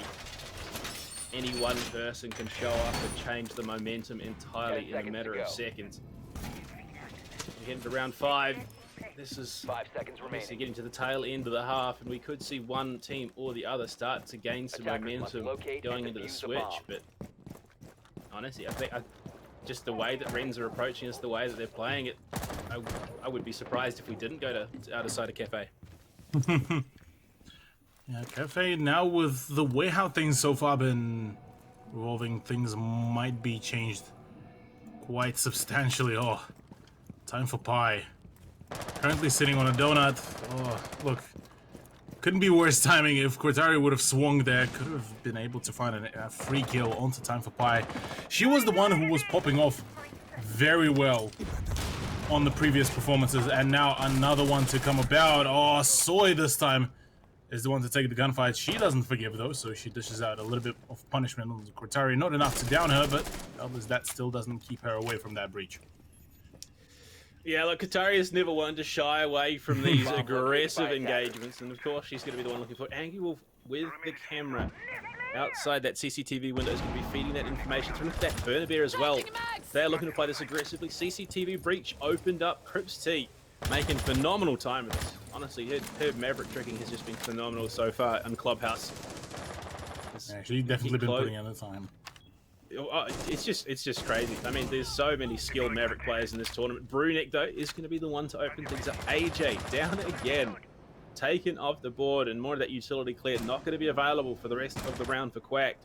Sporky down below. Rens up playing Clubhouse almost to a T. Unfortunately, it hasn't necessarily guaranteed them a win every time, but the way they're approaching it is exactly how you meant. Exactly. Now, the flank from Sporky could actually just flat out shut things down. About to run into the Hibana, but the pre-fire, is there. She still does land a shot. And yet again, Quacked just continuously being punished for the fact that they're just not droning it out. They're just continuously just making those mistakes that usually they would be the ones to punish their opponents for. Oh, but Soy, at the very least, they can pray up on Soy, because she is the player that has been performing quite consistently, quite frequently. Another frag to come around. Surely frag grenade could be flown in, because right now that is the only thing that would have been needed, but no. All down to Time for Pie for her, hoping to finally find herself at the very least a frag, because right now another donut would be very much heartbreaking. Look, again, Rens have just picked off all the utility and tools that are needed to execute onto a site like this. You've got coverage down below. Any angle that Time for Pie now tries to contest, she's going to be met. Not necessarily going to be fragged, but she's going to be met and resisted. The jump out. Oh, no. Sporky, enough of a distraction to give Cortari the kill as the door opens. Prone on the raft. This Time for Pie just runs into her death. And Rens, they're taking Clubhouse here by the reins. I see what you did there. But look, 3-2. So far, this is going neck and neck. Definitely a much closer contention that we're seeing between these two teams. And like I said before, this is the season where literally the seed 4 team could very much take it to the seed number 1 team and quite easily push this all the way. And Rens are showing this very thing right here and there. Right here, right now, rather. And Rens now to go to Gym Bedroom. Now, this is, I believe, the very first showing of this site. And with the introduction of the console, we'll be trying to maybe slow things down. Apart from that, nothing really changed. So far, this has been the perfect lineup for Rens to really play about. And everything so far worked out perfectly for them. Plus, including the fact that Quacked just, I don't know, took a huge downgrade in their performance comparative to what we've seen in Oregon. Well, I don't even know if it's that's exactly what it is. I think it's just Rens stepping up to meet them at this point. The way that Rens are playing this map is exactly how you meant to do it, and it's working so very, very well. I mean, like, look at it from this perspective, though. By no means, by the way, I am intending to roast them like seriously, but you look at Oregon. Quacked were very diligent on scanning top floor, ground floor, bottom floor. They done it perfectly well. They were able to isolate Spooky, and for the majority of the time, being able to shut her down. So far here, 5 rounds in, now starting on 6th, not a single time, sorry, pardon me, once Spooky was found. All the other times, she was given free reins, not droned out at all, no scouts, no drone scouts downstairs. It was always kind of under assumption, nah, Spooky probably surely she wouldn't be there, 5th or 6th round in. And we still add that question as to, well, is she going to be again roaming? Because for Quack, that means that, well, they need to keep on clearing out.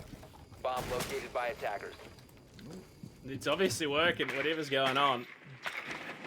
And yeah, it's just that that presence of whether or not there is someone downstairs. It doesn't even have to be that there is someone down there. Just the thought that there might be could be enough to deter your approach to a site.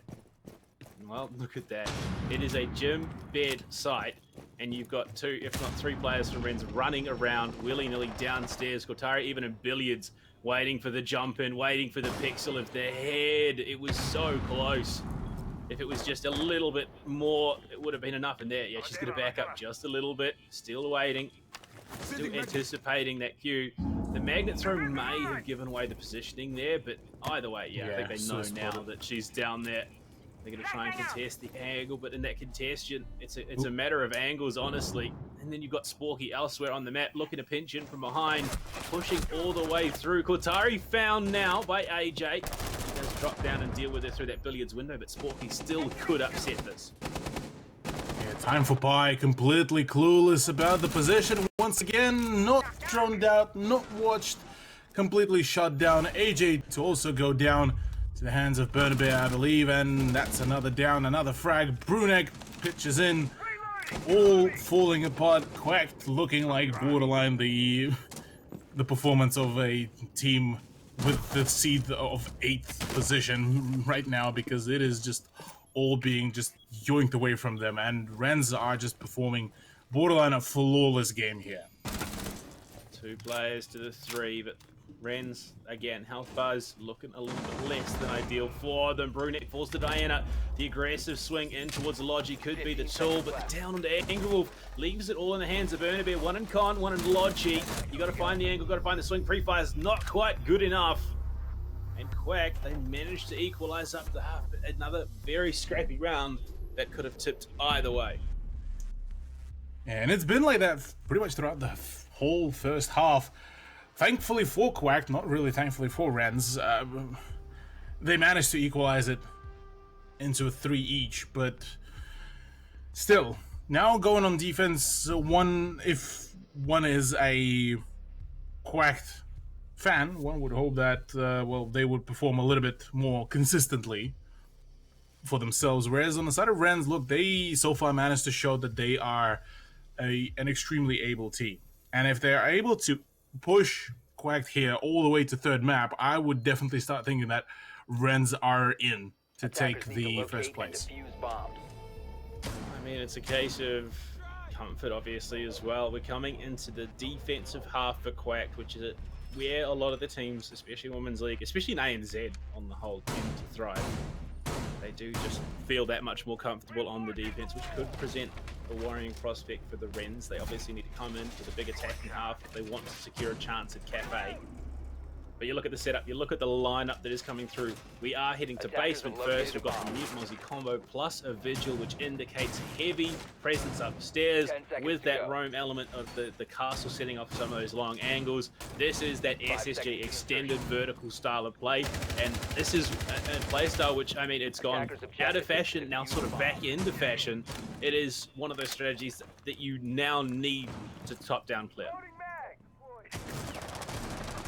Yeah, it's a little bit more of a thorough kind of decision to play, less of just kind of 1 or 2 player army, like it was with Rens, with Spooky and Cortari just being absolutely just fiending about, but it doesn't really stop them. Bernabe already makes an entrance into garage storage and already shuts down Soy's play. Soy, who was one of the few very much praised players already goes down very early into the matchup, and it is a not good showcase. The fact that Time for Pi is still sitting on an 0-6 is not particularly great, and well, the rest of the team will have to really scramble because already Katie, Diana, and Time for Pi already defaulted back to the side. It's all down to AJ Tiger trying to pull the what one could call the sporky cosplay, but already there's been. If anyone's doing a Muzzy cosplay, it's called Tari. Like, she actually does it IRL. So.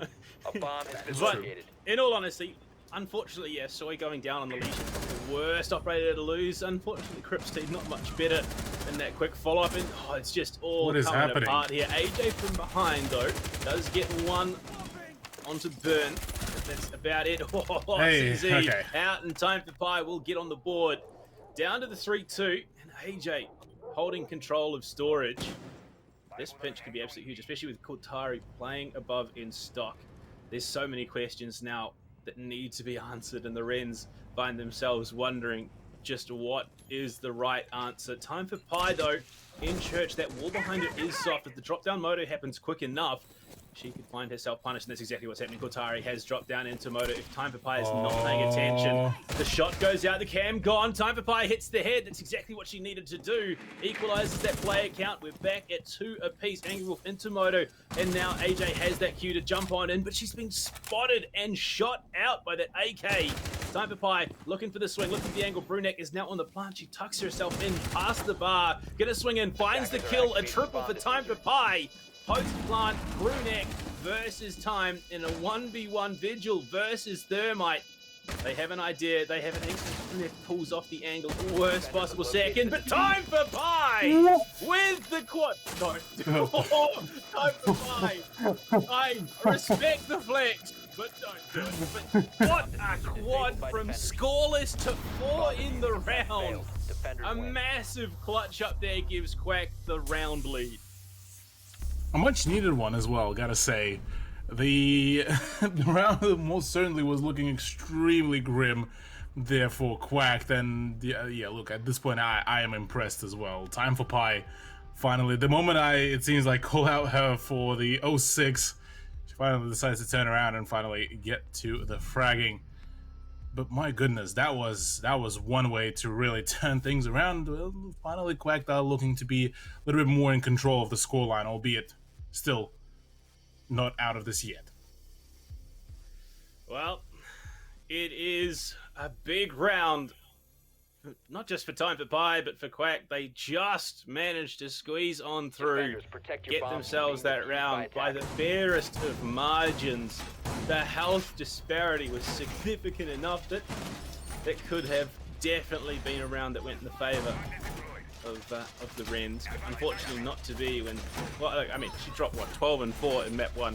No surprises when she comes into her own and starts to get the fragging online that it compounds into the 4 that she did get. But now we go into round number 8, and Diana, who has been one for the weird and wonderful, bringing the dock, and not just the dock, but the P90. Seconds to insertion. Yeah, the P90 should be there. Surely Diana will be able to heal. Tagged up gamer. There we go. Sort it out. Yeah, look, it's definitely a curious pick by her, given the fact that she is looking to be defending the rafters this time. Last time, I believe we've seen an attempt from defense from Wrens, I believe, last time. They flat out left the garage completely to kind of the utilities devices and just didn't really do much. Attackers have located a bomb. Pace yourself, please. She tasted. She knows the taste of blood. She wants more. She's like 2 steps away from being, the one hanging off the back of the car in Mad Max, screaming as they tear down the road. She's about to start firing on all cylinders, get the silver spray going. But look, for all intents and purposes, Wrens, they are going to keep it slow, keep that momentum more consistent as they set themselves up. Time for Pi, the one contesting this position, but Kotari drops off the balcony and is probably going to head him downstairs, look to set themselves up for a bit of a frag grenade play. But the patience, yeah, this is exactly what they need. Unfortunately for them, AJ downstairs on the Valkyrie. And honestly, in a map like Clubhouse, Valkyrie can be hugely crippling. Yeah, an absolute nuisance. Could be 100% in play. I don't think she's actually been droned out just yet. There is quite a heavy emphasis on the upstairs play. Qatari may be aware that there may be some fishy business being conducted here, but nothing too major just yet. She will be kind of still sticking around on at least partial flank watch. Apart from that, really, it's a very much of a slower game. AJ to come up the main stairs and might just end up running into Qatari's sides, but no, bails out at the last possible moment. The timing is just absolutely perfect right now, and unless AJ decides to just fire her shots, she should not need to reveal her position here. Here's the kitchen hallway door opening up, and we'll rotate towards the main door. Might even be able to swing into stock and upset the flow of things here, because Qatari is back up on that CCTV window. AJ, there's no one covering the position downstairs. Soy finds one. Bernabe is going to walk out. Again, very close run thing. If AJ swings at any point, it could be over, but Brunek is the next to fall. Soy is just going to march on through. Qatari caught out in construction.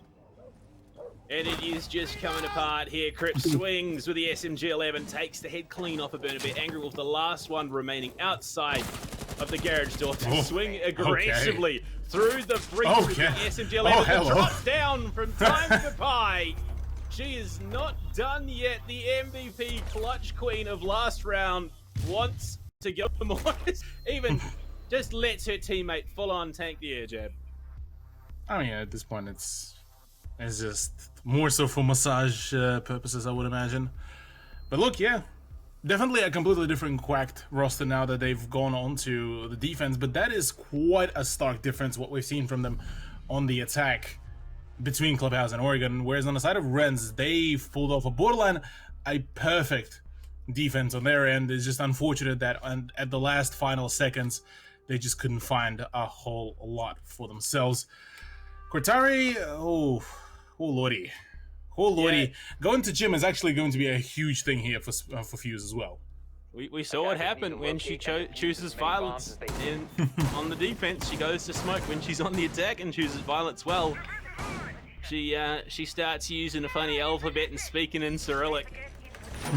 Well, I mean, yeah, you are entirely right. This is a bomb site where Fuse can put in the hard yards. Unfortunately, with the Naruni, it does obviously make things a little harder, a little more precise, but still options available. Unfortunately, though, Renz still haven't been able to find a way to deal with this off-site flank potential coming out of practice. They've gone for the Dockerby this time around, but we saw last time they weren't able to do much. They just got absolutely mowed down mercilessly. In Time for Pie, I mean, she was sporting a donut. In fact, she's doubled her deaths so far this series. But okay, Cripps, external cam with the jump out. They are being bold. They're being audacious. They are being the aggressors in the situation. Definitely, and now is the time to just showcase all of that. AJ. They did very unfortunate turnout for her. But very fortunate for Qatari as she just flat out punishes her opposition. Gotta say, Qatari just no matter what is going to be the end outcome of this matchup, I want to commend Qatari as she's been kind of that pushing force for so many games, so many rounds, even during the regular season. I mean, she has been one of the most consistently capable players over the last, what, 3-4 seasons, if not, well, actually, since her start to Rainbow Six, she's been a pretty powerful presence. Time for Pie, the next to fall, it's Angry Wolf to find it, but things just starting to scroll downhill, all off the back of that perfect drone out of Sporky in the rafters. And oh no, speaking of drones, Diana, you gotta run, you gotta move. The Rotero is just a little bit more lethal than their information gathering counterparts. And Bernabe, meanwhile, already set up for the rotation cutoff. That DMI is going to be absolutely deadly. The MK14 is a huge weapon. As well as that, the secondary heart breach device coming in clutch here, possibly to cut off yet another angle. Cripsty wants to assist her teammates, but right now it's looking a little bit dire. Soy is the only one, as a matter of fact, on site to try to make a play, and right now abandoning Diana. Look, her position is very much now expendable. Diana is in danger, and very much so, especially with Cortari now below, having rotated up, placing the secondary hard breach gadget, but Crip's going to watch the cross, catches out Sporky, almost finds another, but it's Soy to get the second follow-up frag. Now in a 2v3, health bars looking a little bit bleak for the Quacked roster, especially with Crips now falling to Angry who pushes on in even more aggressively. Soy in a 1v3 clutch situation with less than a quarter health. It's going to be a miracle play, not unlike what we saw. Soy, that's your own cam. No, with the KB on board, yeah. I always forget about that because I never see it come to play, but she finds a frag off the back of it, bit of a bait. And the health bar's so low, she finds one, she can even find the follow-up. Cortari and Soy, roughly the same health, 20 seconds left, swinging aggressively, but Cortari is just better with that AK-12. Swings on in, sprays it down through the wall. All she needed to see was the knees, and Rens, they get themselves round number 9. There we go. Only a single round separates right now Quacked and Rens before the draw, and look, this is definitely neck and neck. A much closer performance for Rens. This is kind of still a dire situation, because if they do lose out this very map, that's it for their chances for the first and second place. As a matter of fact, the only thing that can be promised to them is, well, the third place with $500 dues, and that's probably not what Cortari and Co would really want to, because well, for Quacked, they can at the very least still afford a few more hiccups here and there, albeit probably not the best for their mental game. Regardless of that, as the opportunity is still there. Another Church defense is coming right up, and once again we do see Time for Pi back onto Vigil, as last time she played out on the Vigil it was finally kind of the almost similar to a Phoenix Rise, finally being able to find herself that quad kill to clutch up the round and finally get the momentum back, very frantically trying to find Cortari's drone here. She did hear it. Unfortunately, just didn't go quite far around the microwave, and the barricade will be spotted. Yeah, I see activated, but no. Oh, yeah, okay. Time for Pi. Fool me once. Shame on me. Fool me twice. I'm going to get your drone and a follow-up one. Even better. But yeah, look, it's not every day that you see this anchor Vigil come out, and it's exactly what we saw at a Time for Pi, just tucked in the Church. Oh, just to find even more drone economy here, just doing real damage to the info gathering potential. On top of, you know, having that Mute Mozzie combo as well. This is just information that is going to be vital, and Time for Pi, still playing around that kitchen door, is going to have her head on a swivel, because the last thing she needs is to be caught out from that hallway door. Exactly, it's a very dangerous position here that is being played around. Cortari goes in for the pre-fire, does actually tag up Time for Pi, but not enough of the rounds, and Time for Pi is allowed to bail out of that position, but that's already a spook and a half, to say the very least. Burnabear as well on Nook. The counterpart on the attack for Vigil could actually change things around quite substantially, albeit right now she did get into a bit of a tussle with AJ.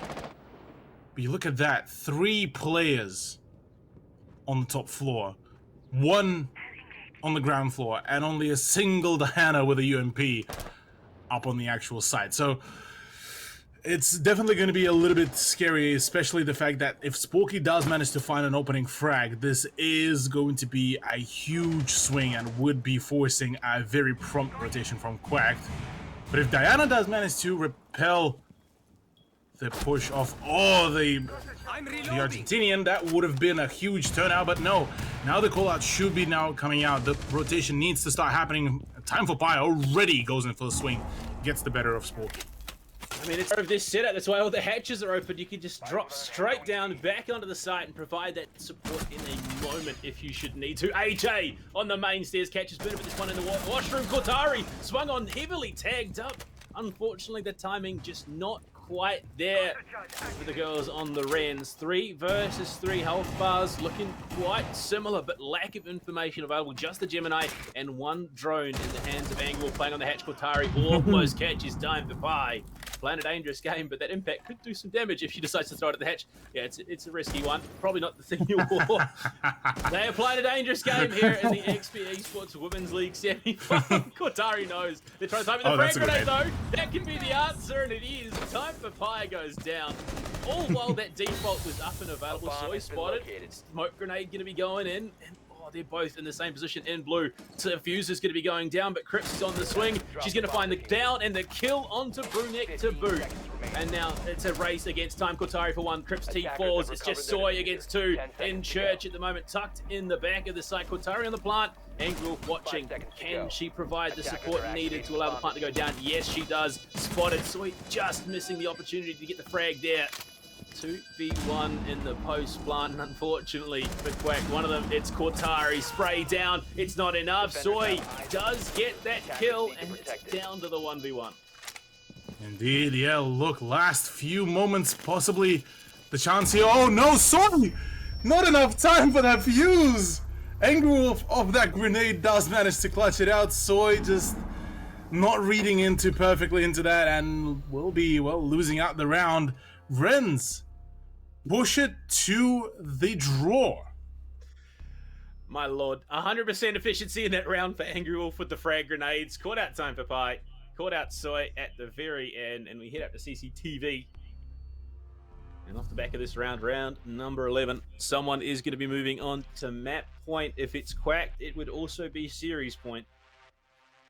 But Renz, they are playing on a different level right now than we saw in Oregon, and they're looking good to push it to the decider.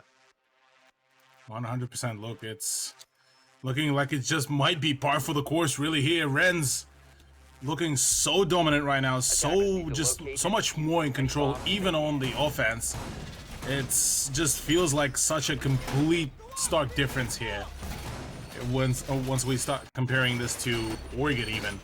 And yeah, look, 5-5. This is looking very scary right now for Quack. If they do end up losing momentum right here, right now, on Cafe, this might be even more rough for them. Whereas for Renz, look, they so far done a phenomenal job. I am a little bit confused. Yeah. I was just looking at that, thinking, what is the game plan? Although Soy is currently leading the frags alongside Cortari at the moment. So there's got to be some plan coming in. Soy just continues ducking as the wall above her head just gets absolutely blown to bits by that M590 in the hands of Crips. And, well, the drop down, the Spaz 15 and Louison in hand.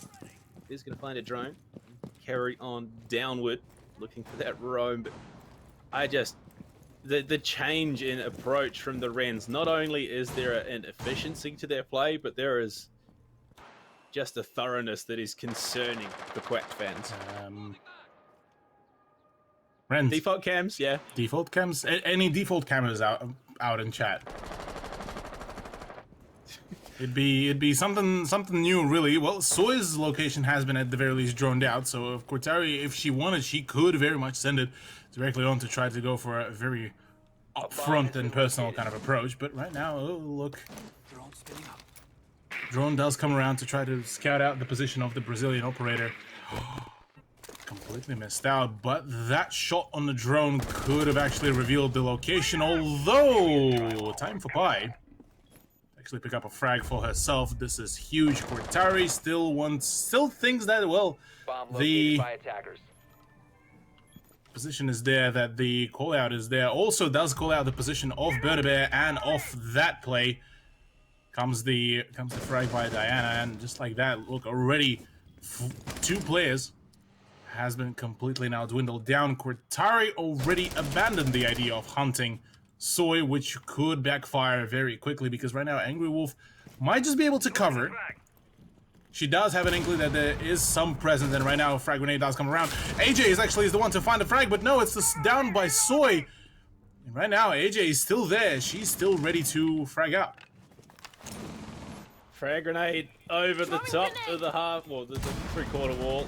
Unfortunately, just a little bit too deep there, and all of a sudden, I mean, I was praising Renz for their thoroughness and efficiency, and Soy jumps out the billions window for a double kill at the hands of Kavira. Yeah, Brunek, understandably tucked into a corner in stock, just waiting for someone to push it. But I just spent all that time, you know, hyping up their efficiency and thoroughness, and well, it's all for naught. As unfortunately, unchecked cams and positions cost them a round flawlessly at the hands of Quack, who move now onto map and series point. Absolutely just phenomenal. It seems like this time for Pi gave all the aim, all the fragging abilities to Soy, and well, she's currently absolutely dominating the scoreboard and the play. That the audacity to go in for the swing, gotta say, is absolutely phenomenal. But we also have an update of the second stream matchup. Over just wrapped up with their matchup against Fallen Angels, winning up 2-0. Yeah, look, there was did a bit of predictions Attackers need to locate for the and casting defuse. and production team before the stream started. And I know a number of people thought Fallen Angels would take it, but I'm one of the knowers, and I said that the ones to win it would be Quack. Quack is going to win both semi-finals, grand finals, and third place match at this rate. They are unstoppable. Yeah, like you were the only knower who decided to pick Quack in a matchup between Overt and Fallen Angels. But look, yeah, fair income, really worked out so far, I suppose. But congrats to Overt, who will be moving themselves over to the grand final, and will be patiently waiting for the conclusion of this very matchup. Because even right now, with the match point in hands of Quack, this is still not confirmed as to which team will actually be the one victorious, because so many still plays that have been performed that still put the performance of Quack at a huge question mark. I mean, look, in all fairness, I did vote Overt to win that one, and congratulations not only for their their win tonight, but best match under the Overt banner as well. So a huge start for that relationship, and we see the Rotero drones coming in. Sporky already starting to flush out those positions.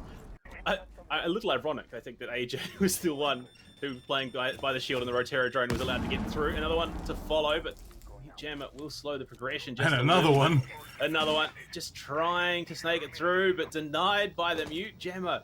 Such a power position, they can't deal with it. And, well, yeah, unfortunately... Time for Pi is just, can I bonk it?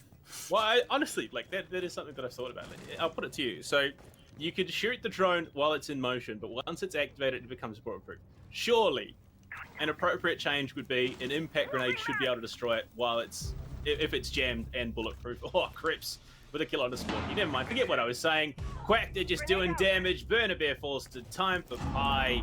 And with a 2-player deficit, Cortari and Angry Wolf are going to have to go absolutely huge. Yeah. I mean, with the Rotero drone, you can destroy it with an impact grenade, I believe, regardless of the outcome. So, at the very least, there is a chance for that. It's just, it's more so how much do you want to I sacrifice didn't think that was to. the case. I've been lied to by patch notes. I feel betrayed. Well, at least pretty sure that's still a viable and a possible thing. But speaking of possible things right now, Rens need to pull off the impossible, given the fact that, well, 5v3, no damage to the health bars of the defense, and already some very audacious picks are coming around, and there we go, Diana does pick up yet another one. Angry Wolf wants to punish her, but it's instead Brunek to punish Soy. Finally shut down the high performer, but the rest of the team, you look already, they have a very, very stable set of frags for each and every one of them. Another frag for AJ, it's all down to Brunek to keep the dream alive.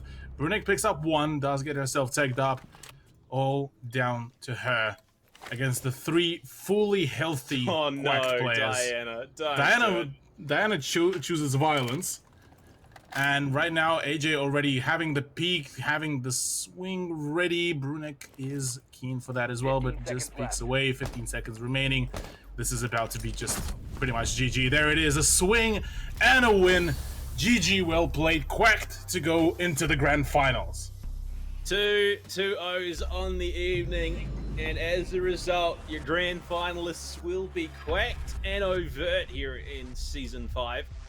Unfortunately for Fallen Angels and Rens, they will have to duke it out to see who takes away third next week, but look, they keep it at a they keep it regulation time. Soy, we didn't really touch on it too much, but 16-9 for her so far. What, at the end of Clubhouse there, going absolutely huge. The girls putting on a massive show, 2-0 victory for the Quack girls. I mean, look, they were grand finalists last stage. Well, most of the roster is Nocturnal, minus Aussie Princess, who, you know, in the chat supporting the girls. Going to be cheering them on. Unfortunately, won't be playing, but look, support is very much appreciated. 100%. Look, congratulations to Quacked. They managed to just make it work at the end. Obviously, a very sloppy performance in the first half of the second map, but Rens, I gotta feel bad for them, really. They've put up a phenomenal performance throughout both Oregon and Clubhouse. Clubhouse, they've managed to keep on pushing so hard that pretty much each and every round until the defense came about was pretty much down to the last few seconds. And it's an absolute heartbreak to see them not being able to solidify themselves at that position. For Cortari as well, this is going to be one of the first few seasons where she isn't going to be making the grand finals in any shape or form. And yeah, look, the tides of change are coming. Yeah, unfortunately, you know, Elevate didn't come through with this stage. Obviously, with the change, with the main Elevate roster being picked up by the Chiefs, unfortunately, Chiefs didn't pick up the Women's League roster either. So they disbanded. Cortari, look, she jumped in with the Wrens. Honestly, the Wrens, despite the result at the end of the stage, have had a number of very, very solid games. And honestly, I did believe that we were going to be going to Cafe Dostoevsky, given their performance there on Clubhouse. Unfortunately, just a case of it took a little bit too long for them to get warmed up into the series. They didn't have quite the showing they would have liked on Oregon, and as a result, yeah, they end the night 2-0. But they still got a chance to make it into that prize money. They've still got the third place match ahead of them against Fallen Angels. But look, it's the playoffs. We get to upgrade and improve, and we do have an interview that will be coming up in just a moment. Waiting on confirmation for production behind the scenes as to just how soon that will be happening. We could have a chat and see how things are in the Quacks camp after that massive match. Look, Cthulhu, they did it. They closed it out in regulation time. But look, next season, I reckon Reds could come back and push even further. 100%, yeah. Look, with a little bit more emphasis on the team play, and with a little bit more emphasis on some of the chemistry plays, I 100% think that they are the next kind of contestants for the grand final. And if today's performance is anything to tell us, is that they're very much ready. It's just a few more hiccups here and there to be fixed up, and they are going to be right on their way for, well, the first place possibly next season. Well, that's exactly it. And, well, we're just waiting on confirmation. From the sounds of it, it looks like we got Crips T, who will be joining for us for an interview in a moment. But I mean, you look at the performances throughout the map. Time for Pi went absolutely huge map 1. A little bit quiet in the first half of Clubhouse. Steps up in a really big way. I mean, that 1v4 clutch in the basement of Clubhouse to turn the tide. Honestly, if not for that, I think we probably would have gone to OT and probably gone to Cafe. But look, you could not pick a more perfect time to come online, honestly.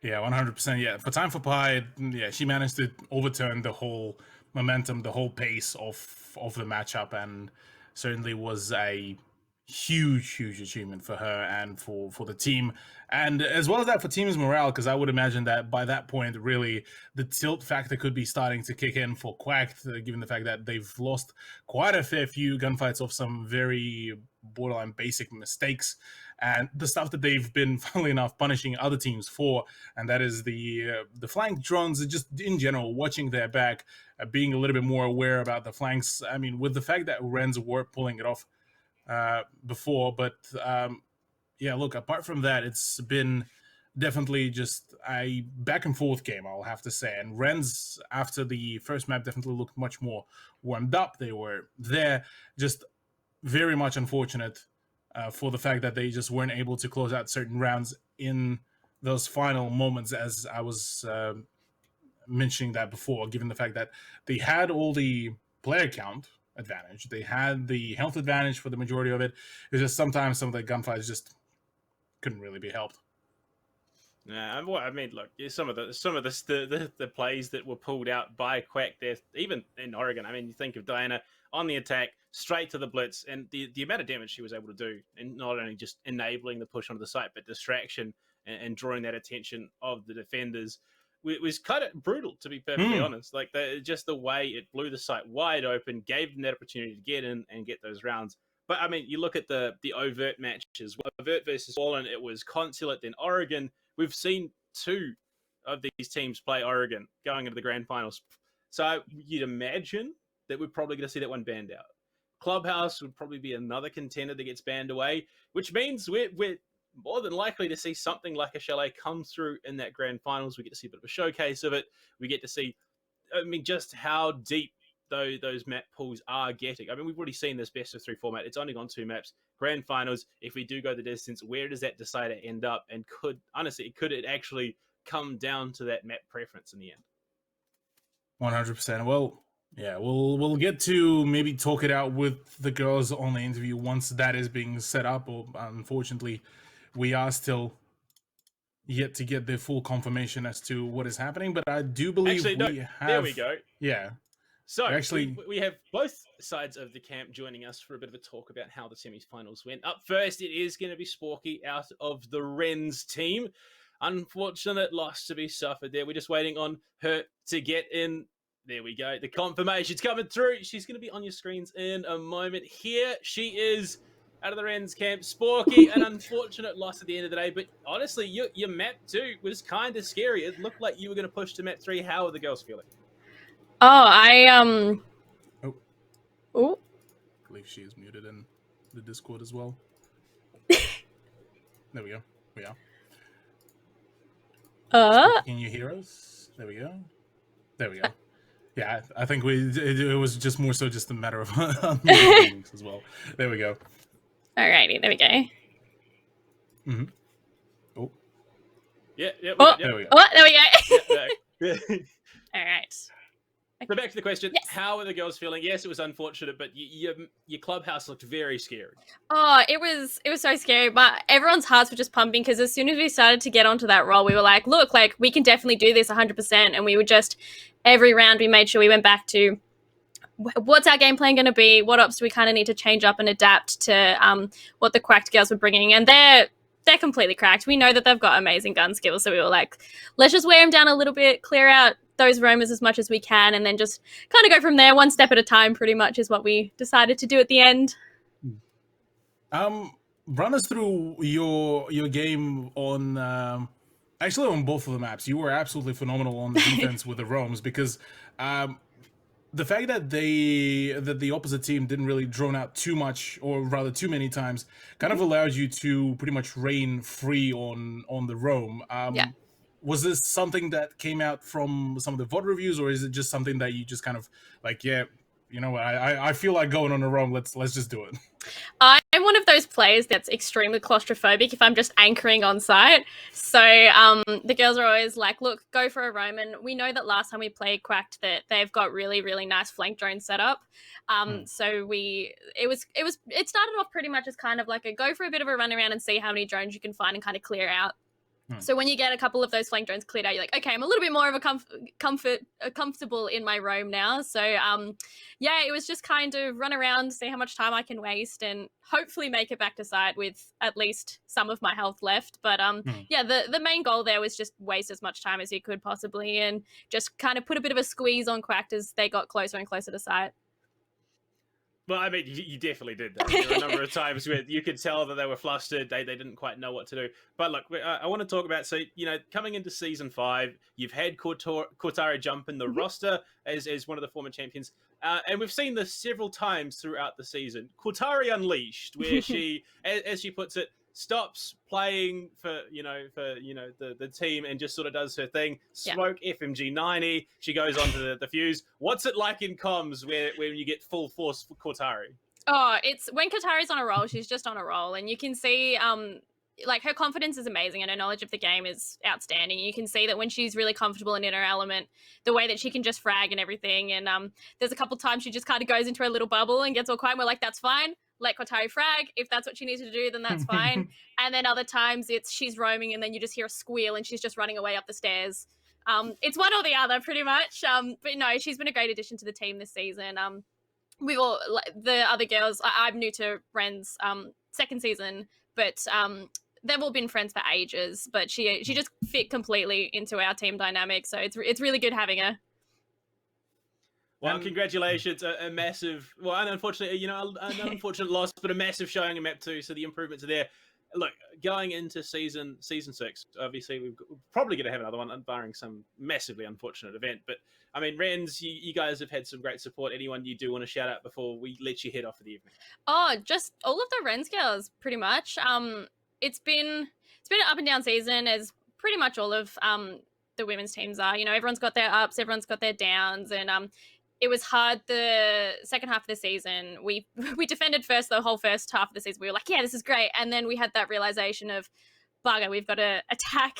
But just for the girls of working really well together through those times and just kind of sticking together and hitting finals, obviously, as well. So, yeah, you can't hit finals or do well in comp or anything without a really solid, strong team. So, yeah, just to those girls. Well, congratulations. We'll let you head off and look, go Fiend ranked and do whatever Kotari does after a loss. But congratulations. We'll see you next season. We'll see you next week for the third and fourth Thanks, match. guys. But Cthulhu, a great addition to the Women's League competition. The Rens are always absolutely lovely to have. It's unfortunate that they do fall in the semi-finals, but it'd be great to see what they could do going into the grand finals. But look, we've got both our teams booked and ready to go. We will be having the spokeswoman for one of those teams joining us in just a minute. But look, you got to admire a team. They obviously have a lot of fun together. They obviously gel really well, and it's just exciting to see that progression come out of them as well. Yeah, look, 100%. It's definitely good to hear that Kotari managed to gel into the team really well. The fact that she, you could see her introduction to the roster definitely has brought up a little bit more of the performance. The general glow up is there. So it's, look, even seeing Sporky still smile after such an unfortunate turnout is still kind of a good showcase that, look, everything is going so far relatively positive. It's been a bit of a rough season, like she mentioned before, for them, but it's all kind of still, you can see the progress come about, and you can see them improving borderline on match-to-match kind of basis. So I wouldn't be surprised, like I said, that they are possibly going to be the ones to get into the grand final and the contention for the first place next season. But I mean, at the very least, they're not out of this fully yet. Reds still get the chance to battle it out for the third place, which is still one way to really get at least some of the bragging rights, to say at the very least. Hey, look, it's $100 per play. It's still some of those share skins as well, if you haven't already got them. Because honestly, seeing some of these girls play, most of them do have a lot of those share skins because I get to stare them down the barrel in casual when they frag me up. But either way, look, they still have a chance at the money. We are going to be joined by one of the girls out of the quacked camp in just a moment. I believe we have a change up. It was going to be Crips T, but it is time for Pi, the super stellar online queen that she can be. We have her joining us just a moment. Cthulhu, look, it's going to be a great interview, surely. And here she is, coming in hot off the back of a big victory, looking great as a duck. Time for Pi, coming in. How are the girls feeling after that win? Oh, we feel pretty good. Like it was really, really fun game, and props to the Rens girls. They were really, really good match to play. A lot of practice that we see has been going in for them, and it's really paid off for them. But yeah, we had a ton of fun doing it. Very well. Look, run us through what's been happening during Clubhouse, because Oregon, you girls had an absolutely phenomenal conclusion to it with the blitz strats and everything that worked out almost perfectly. And then comes Clubhouse. First half is just kind of barely kind of holding on by duct tape, what feels like. Yeah, so we basically decided to approach Clubhouse like how we do every single Clubhouse game we play. And I guess that's a bit on our fault a little bit, because obviously Rens have been practicing VOD reviewing, and like honestly props to them. They really got us a few times.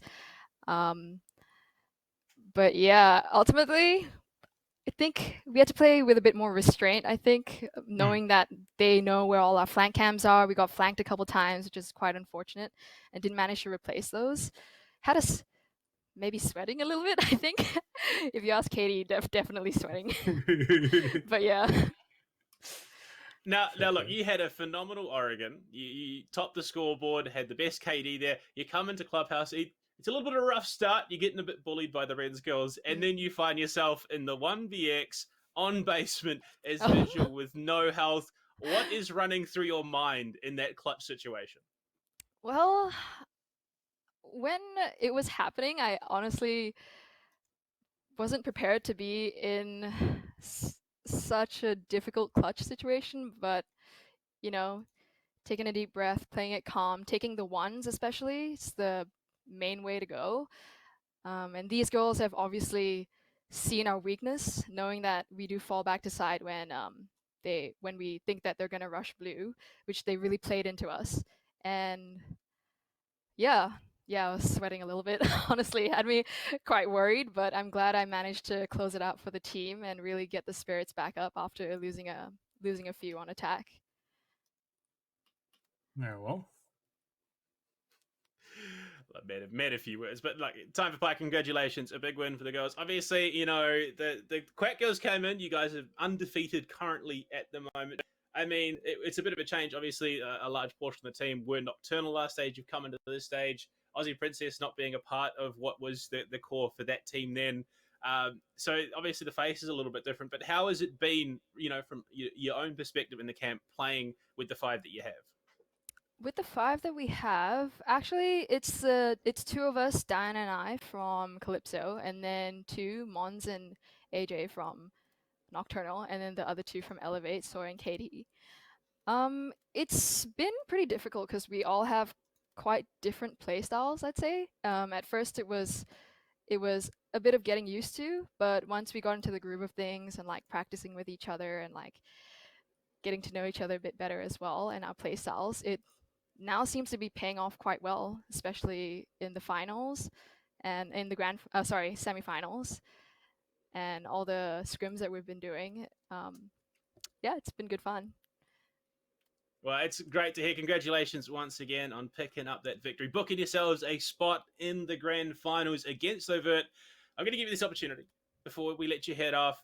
Any words, any banter, anything you want to throw out the way of the Overt girls ahead of your grand final match? I'd just like to say I'm really excited to be able to for the opportunity to be playing them next week, and I'm excited for the strats that they have and excited to just go hard.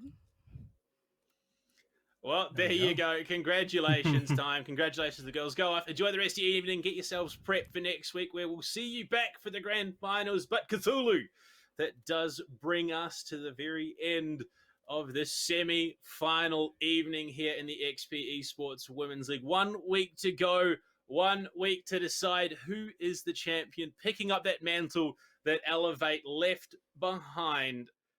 And we've heard some great words out of both sides. They're absolutely phenomenal players, and it's so exciting to have this opportunity. And it just gives you that much more confidence going into the grand finals. It's already been a great run. It's only going to get better. Oh yeah, 100%. Look, it's all kind of going up from here on. We will get an absolutely banger of a matchup. I do get a feeling between Quacked and Overt in the next week. I do believe we also have the quick breakdown as well of what happened and transpired in map number 2. So let's get ourselves familiarized with that, because that one was a much closer performance here, gotta say, between the two teams. A 5-7, a win still for Quacked, but such a phenomenal storyline, to say the very least, where Rens kind of borderline nearly managed to pull a phenomenal comeback here, but alas, just were 2 rounds short.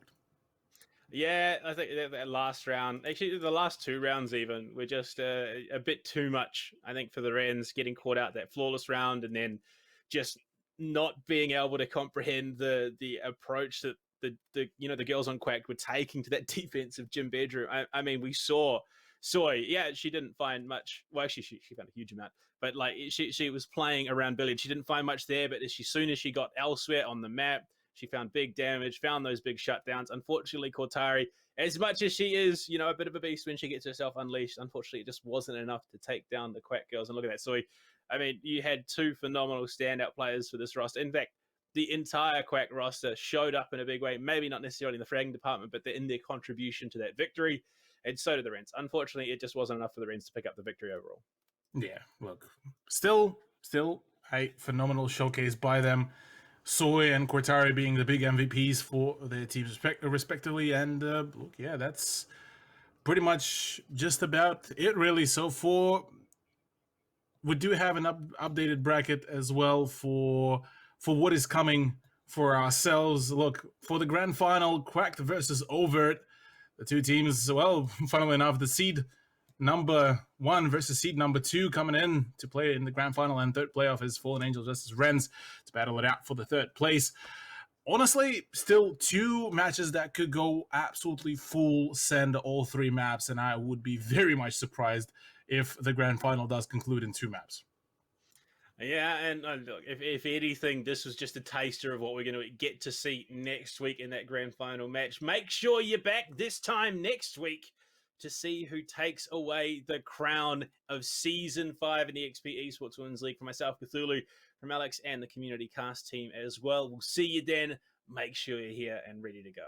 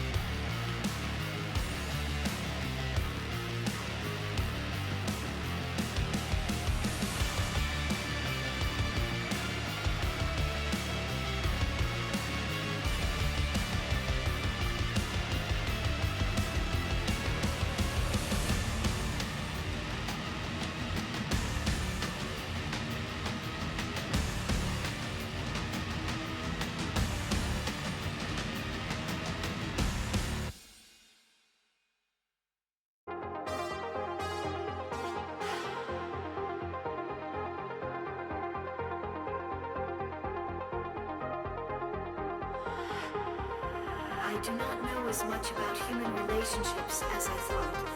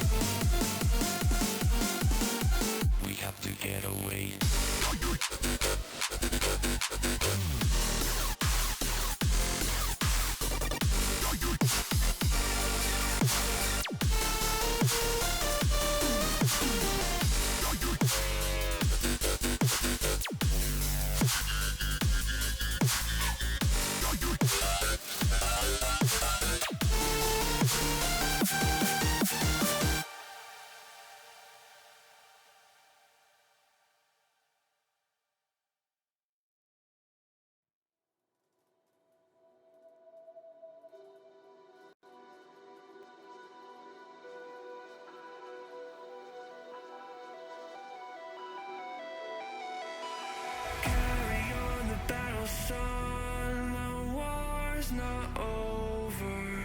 The dawn's not that far away.